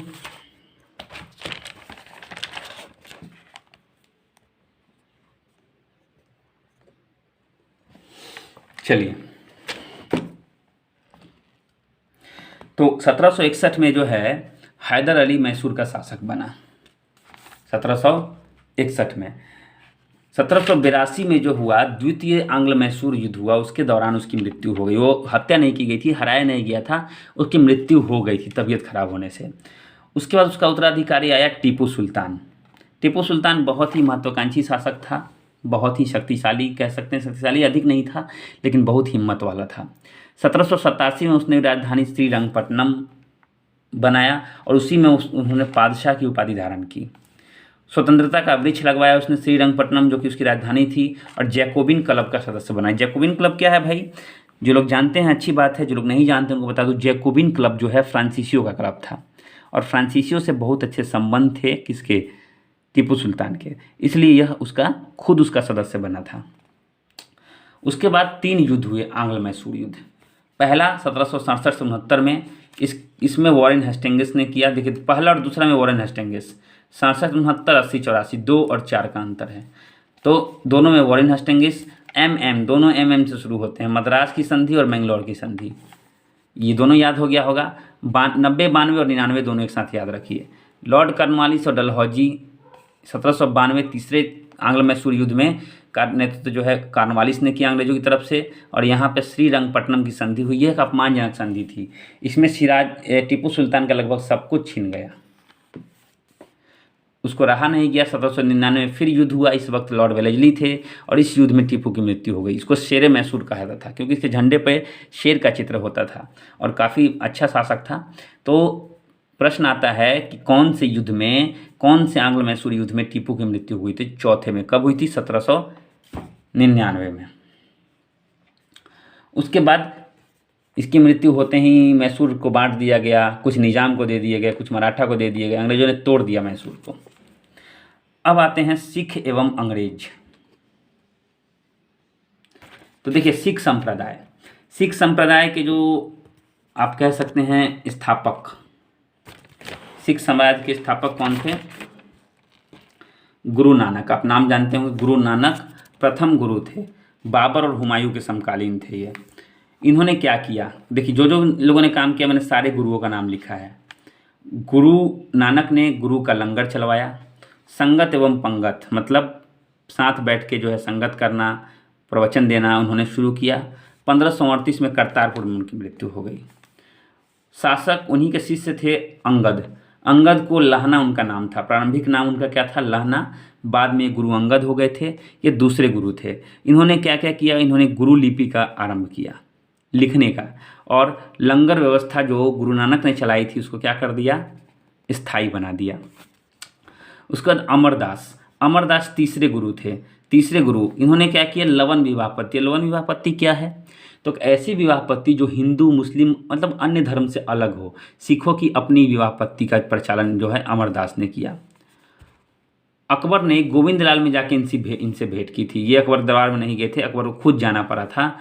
और अकबर ने उनसे प्रभावित होकर क्या किया? गुरुपुत्री जो थी बीबी भानी, उसको कई गांव दिए, लगभग 500 बीघा से अधिक भूमि दे दी और 22 गद्दियों की स्थापना की। तो इन्होंने क्या किया? 22 गद्दियों की स्थापना की, इनकी बेटी को भूमि मिला और इन्होंने लवन विवाह पद्धति अपनाई। चौथे थे रामदास अमरदास के दामाद थे, इनके दामाद, यानी कि गुरु पुत्री जो बीबी भानी थी उसके पति। अकबर द्वारा जो दान में जमीन मिली थी 500 बीघा, उन्होंने क्या किया? अमृतसर जलाशय का निर्माण किया और अमृतसर नगर की स्थापना की। गुरु पद को पैतृक बनाया। इन्होंने क्या किया? गुरु पद को पैतृक कैसे? तो इन्होंने अपने पुत्र को ही गुरु बना दिया। इन्होंने ये नहीं देखा कौन इसके एलिजिबल है, कौन लायक है, लेकिन इन्होंने क्या किया? अपने पुत्र को बनाया, तब यहाँ से पैतृक बन गया। तो रामदास ने इसे क्या किया? पैतृक पद बना दिया। अब रामदास द्वारा जो है रामदास के जो पुत्र हुए वह अर्जुन देव हुए, 5वें गुरु। इसी को जहांगीर ने मरवा दिया था। इन्होंने ही शायद खुसरो को जो है वह पनाह दी थी। तो आदि ग्रंथ की रचना की। आदि ग्रंथ में गुरु के ज्ञान का संकलन था। अमृतसर जलाशय के बीचों बीच उन्होंने हरमंदिर साहब, एक मंदिर का जो है निर्माण किया और खुसरो की सहायता करने के कारण जहांगीर ने इन्हें मरवा दिया। उसके बाद आए हरगोविंद। देखिए हरगोविंद हर राय, दोनों हर से है, हर। तो हर हर महादेव का आजकल सावन भी आने वाला है, तो याद रखिएगा आप लोग। हरगोविंद अकाल तख्त का निर्माण इन्होंने करवाया।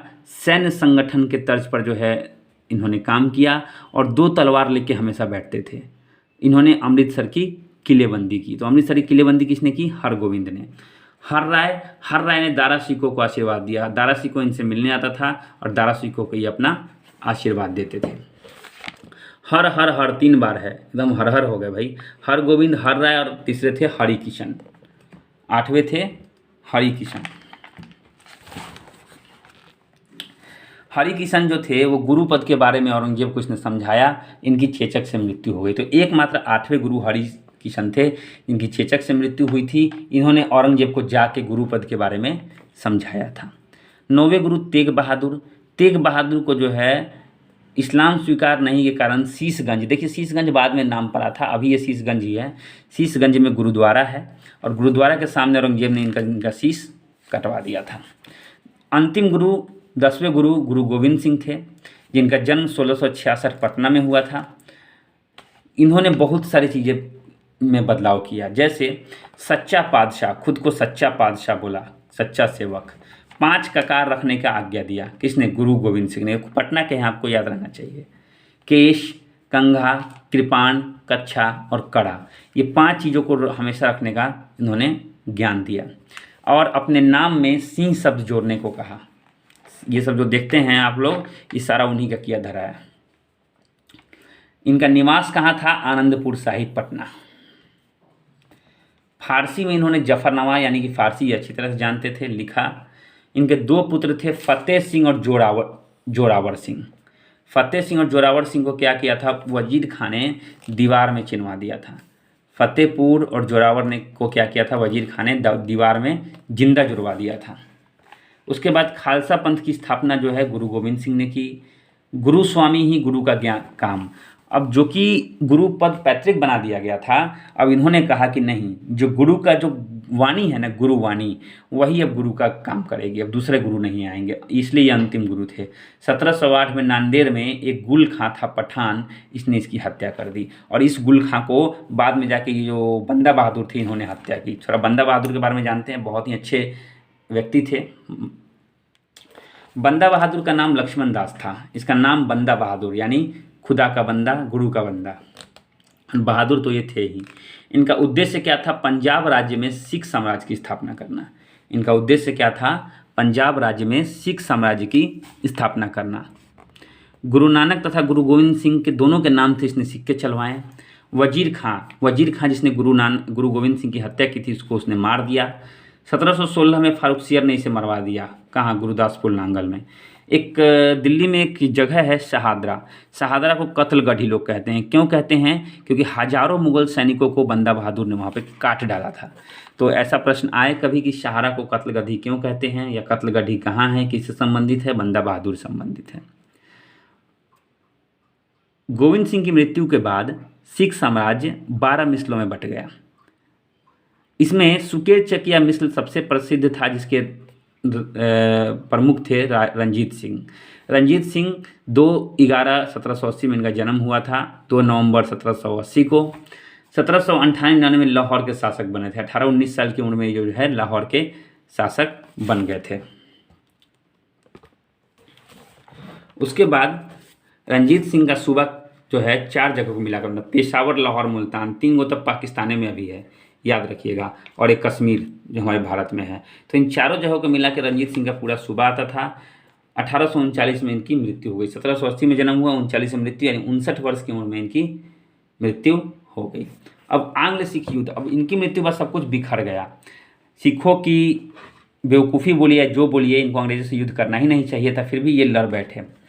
अब लड़ बैठे तो जो यहाँ पे मैंने एक चीज़ नहीं बताया आपको, 1809 में जो अमृतसर की संधि हुई थी चार्ल्स मेफकाफ और रंजीत सिंह के मध्य, इस संधि में सबसे बड़ी चीज़ थी कि सीमा निर्धारित की गई थी सिख साम्राज्य और अंग्रेज साम्राज्य की। इसी सीमा को बाद में सिखों ने लांघा और अंग्रेजों पर आक्रमण किया, जिसके फलस्वरूप 2 युद्ध हुए। 5 साल में 2 युद्ध हुए। 1845-46 में जो लाहौर की संधि, भरवाल की संधि हुई, पहला सिख युद्ध में, और दूसरे में इनका पतन हो गया, जिसमें जो है महाराजा दिलीप सिंह को इंग्लैंड भेज दिया गया 50,000 की वार्षिक पेंशन पर, और इनकी जो संरक्षिका थी रानी जिंद, इनको 48,000 वार्षिक देकर जो है क्या किया गया, इनको इंग्लैंड नहीं भेजा गया, मैंने यहाँ पे गलत लिखा है। महाराजा दिलीप सिंह को इंग्लैंड भेज दिया गया और रानी जिंद को 48,000 की वार्षिक पेंशन देकर इंग्लैंड नहीं भेजा गया, इन्हें छोड़ दिया गया ऐसे ही। तो यहाँ पे जो है 29 मार्च 1849 को क्या हुआ, पंजाब का अंग्रेजी राज्य में विलय हो गया। देखिए 1849 में दूसरी बार जब इन्होंने युद्ध किया तो पंजाब पूरी तरह से ख़त्म हो गया। सपना ही रह गया कि सिख राज्य बनाने का, अंग्रेजी शासन में से मिला लिया गया और कोहिनूर को जो है महारानी को भेज दिया गया, इंग्लैंड भेज दिया गया। उसी समय कोहिनूर चला गया, जो आज तक नहीं आया। आज भी इंग्लैंड के जो महारानी हैं उनके उसमें वो लगा हुआ है सिंहासन में। तो ये आपको ध्यान में रखना होगा। आगे ये 40वां पेज है लूसेंट का, और हमारा जो है यह 37वां पेज है। इसको देखते हैं थोड़ा। कंपनी के अधीन गवर्नर जनरल। अब हमें सारे गवर्नर जनरल के बारे में पढ़ना है। देखिए कहाँ थे हम, कहाँ आ गए, ये कहाँ आ गए हम। तो जब आप ज़्यादा पढ़िएगा तो ऐसे ही होगा, 2-3 दिन में मुगल मध्यकालीन भारत खत्म हो जाएगा, आधुनिक भारत 3 दिन 4 दिन में क्लास में ख़त्म हो जाएगा, ऐसे ही होगा ये। तो बंगाल के गवर्नर जो थे उस समय रॉबर्ट क्लाइव सबसे पहले 1757 से 60, 1765 से 67 महत्वपूर्ण गवर्नर में बोल रहा हूँ जो कंपनी के अधीन थे। तो बंगाल में इन्होंने क्या क्या काम किया, तो द्वैध शासन की स्थापना की। पहला काम इन्होंने क्या किया, द्वैध शासन की स्थापना की। मुगल सम्राट को इन्होंने संरक्षण में ले लिया। इलाहाबाद की संधि हुई थी ना 1765 में, 64 में बक्सर का युद्ध हुआ था, इलाहाबाद की संधि हुई थी, शाह आलम द्वितीय को इन्होंने संरक्षण में ले लिया था।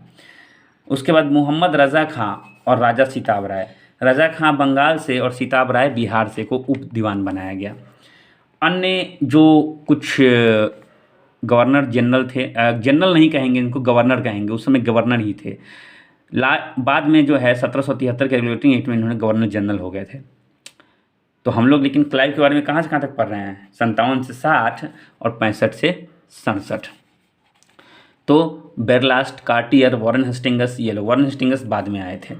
कंपनी के अधीन ये वॉरेन हेस्टिंगस ऐसे गवर्नर थे जो गवर्नर भी रहे, अंतिम गवर्नर बने और प्रथम गवर्नर जनरल भी बने। अब है बंगाल के अधीन, कंपनी के अधीन गवर्नर जनरल। तो अब गवर्नर जनरल, ये तो थोड़ा सा गवर्नर का झलक था अंतिम गवर्नर का। अब देखते हैं रेगुलेटिंग एक्ट। रेगुलेटिंग एक्ट 1773 के अनुसार बंगाल के गवर्नर को अंग्रेजी क्षेत्र का गवर्नर जनरल कहा जाने लगा। जनरल मतलब होता है कि अब वो एक नहीं, उसने कई चीज़ों को संभाल रखा है। यानी बाकी की जो 3 प्रेसिडेंसी थी, मद्रास प्रेसिडेंसी, कलकत्ता प्रेसिडेंसी, कलकत्ता तो बंगाल में ही था, और मुंबई की जो प्रेसिडेंसी थी, सबका कंट्रोल जो है वह गवर्नर जनरल के, इसलिए इसका नाम जनरल रख दिया गया। किसके तहत, 1773 का रेगुलेटिंग एक्ट के तहत। तो प्रथम गवर्नर जनरल जो बन के आए वो थे वॉरेन हेस्टिंगस, 1774 से 1785 के बीच में रहे थे। इन्होंने क्या क्या काम किया भाई, इन्होंने सबसे पहला काम किया कि जो कोषागार था जिसमें खजाने पैसा रखा जाता था, मुर्शिदाबाद से कलकत्ता लेके चले आए। मुर्शिदाबाद भी उन्होंने सेफ नहीं समझा, वहाँ से कलकत्ता ले आए। फौजदारी दीवानी अदालतों की स्थापना की। उप दीवानों को पद मुक्त कर दिया। जो उप दीवान उस समय रखे गए थे, रजा खां और सिताब राय, उनको मुक्त कर दिया पद से, शासन खुद डायरेक्ट अपने हाथ में। 1781 में उन्होंने प्रथम मदरसा स्थापित की। मदरसा स्थापित करने का कहीं ना कहीं इनको यह था कि मुस्लिमों के लिए पृथक स्कूल। 1774 में कलकत्ता में उन्होंने उच्चतम न्यायालय की स्थापना हुई। सर एलिजा एम्पे जो थे इसके पहले न्यायाधीश थे। देखिए दोनों ही काम वॉरेन हेस्टिंगस के समय हुए हैं। इधर के काम जो है वो हुए हैं और इधर के काम वॉरेन हेस्टिंगस ने किए हैं। जिन जिन चीज़ों में उसका हाथ था मैंने इधर लिखा है, जिन चीज़ों में जो घटनाएं हुई थी मैंने उसको इधर लिखा है। पिट्स इंडिया एक्ट 1774 में 1784 में इन्हीं समय पारित हुआ और बोर्ड ऑफ रेवेन्यू की स्थापना इन्हीं के समय में हुई थी। अब कुछ चीज़ें जो हुई थी इन्होंने की नहीं थी, इनका कोई योगदान नहीं था। जैसे जोनाथन डंकन, 1782 मैंने छोटा सा लिख रखा है, आप लोग देख लीजिएगा। जोनाथन डंकन ने जो है बनारस संस्कृत विद्यालय की स्थापना की थी। किसने? जोनाथन डंकन ने। विलियम विलिकन्स, इन्होंने क्या किया था, गीता का अंग्रेजी में अनुवाद किया था इसी समय में। उस समय कौन थे? वॉरेन हेस्टिंगस गवर्नर जनरल थे। उसके बाद विलियम जोन्स या विलियम विल्किंस थे और विलियम जोन्स ने 1784 में क्या किया, बंगाल में एशियाटिक सोसाइटी की स्थापना की। किसने की? विलियम जोन्स ने 1784 में। इस समय किनका शासन था? वॉरेन हेस्टिंगस का।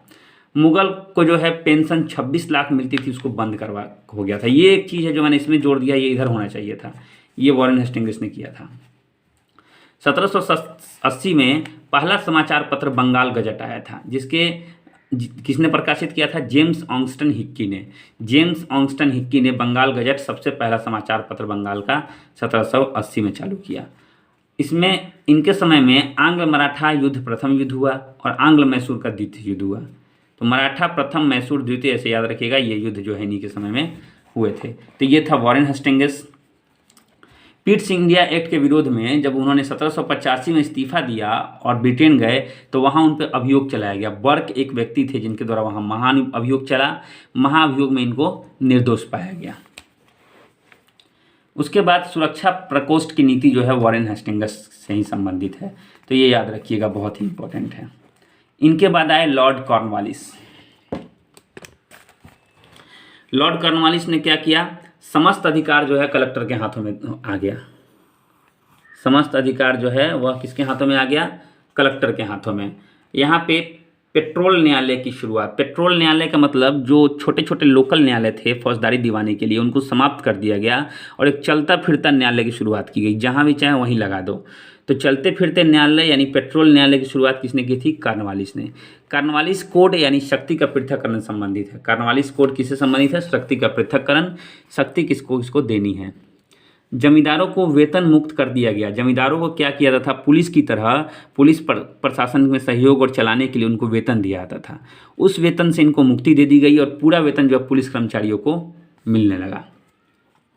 उसके बाद कंपनी के कर्मचारियों के व्यक्तिगत व्यापार पर प्रतिबंध लगा दिया गया। पहले लोग पर्सनली जो है कुछ ना कुछ जॉब साइड से यानी अधिकारी का काम भी कर रहे हैं और अपना कुछ काम बिजनेस भी कर रहे हैं, उस पर उसने प्रतिबंध लगा दिया। भाई पर्सनल बिजनेस अलाउड नहीं है, व्यक्तिगत व्यापार, आपको खुद का व्यापार नहीं करना है जब तक कि आप कंपनी के कर्मचारी हैं।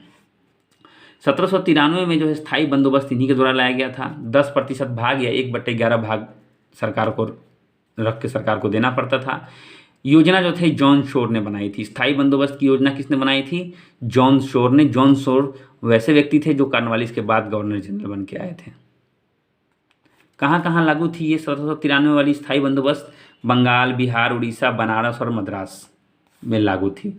उसके बाद भारत में नागरिक सेवा का जनक कॉर्नवालिस को बोला जाता है। लॉर्ड कॉर्नवालिस को भारत में नागरिक सेवा का जनक माना जाता है। देखिए दोस्त, कितने आसानी से जो है हमारा ये 11 पेज हमने पढ़ लिया। ये 11 पेज जो है आज हमने लूसेंट में से पढ़ा। अगर आप ऐसे पढ़िएगा, देखिए सुन लीजिएगा ना, ऐसे करके नोट्स लिख लीजिएगा तो आपको याद हो जाएगा। तीसरी बार पढ़ लीजिएगा तो ट्रिपल रिवाइज हो जाएगा। एक बार लूसेंट खत्म के बाद दूसरी बार लूसेंट उठाइएगा, आपको लगेगा सब कुछ मेरा पढ़ा हुआ है, सब कुछ मैंने पढ़ा है, सब कुछ मैंने टच किया है। तो कभी घबराइए नहीं, ये लूसेंट कोई बड़ी बात नहीं है। हाँ, मैं मानता हूँ कुछ सेक्शन इसमें हैं, जैसे जनरल नॉलेज मैं बता दूँ, मेरा केमिस्ट्री कमज़ोर है। केमिस्ट्री में मेरा बहुत अच्छा कमांड नहीं है। केमिस्ट्री मैंने सीधे लाइन से मैंने दूसरे किताब का यूज़ किया था इसको पढ़ने के लिए, वो मैं आपको ट्रिक बताऊंगा कैसे पढ़ना है। और बायोलॉजी पे बहुत ज़्यादा कंट्रोल नहीं है, लेकिन बायोलॉजी थोड़ा मोड़ा मैंने पढ़ा है। फिजिक्स पे बहुत अच्छा कंट्रोल है। चैप्टर वाइज पढ़ा दूंगा आपको, फिर साइंस की अलग से पढ़ने की ज़रूरत नहीं पड़ेगी। और भूगोल हम लोग मैप के माध्यम से पढ़ेंगे, सब कुछ हम लोग पढ़ लेंगे। तो ऐसे ही बने रहिएगा मेरे वीडियो के साथ। फिर मैं परसों लेके आऊँगा नया वीडियो, 5वां दिन और 50 पेज के साथ। तो लगभग 1/6 हमारा ये किताब खत्म हो जाएगा। तो थैंक यू वेरी मच दोस्तों। आप प्लीज़ एक लाइक और शेयर तो बनता है। Thank you very much.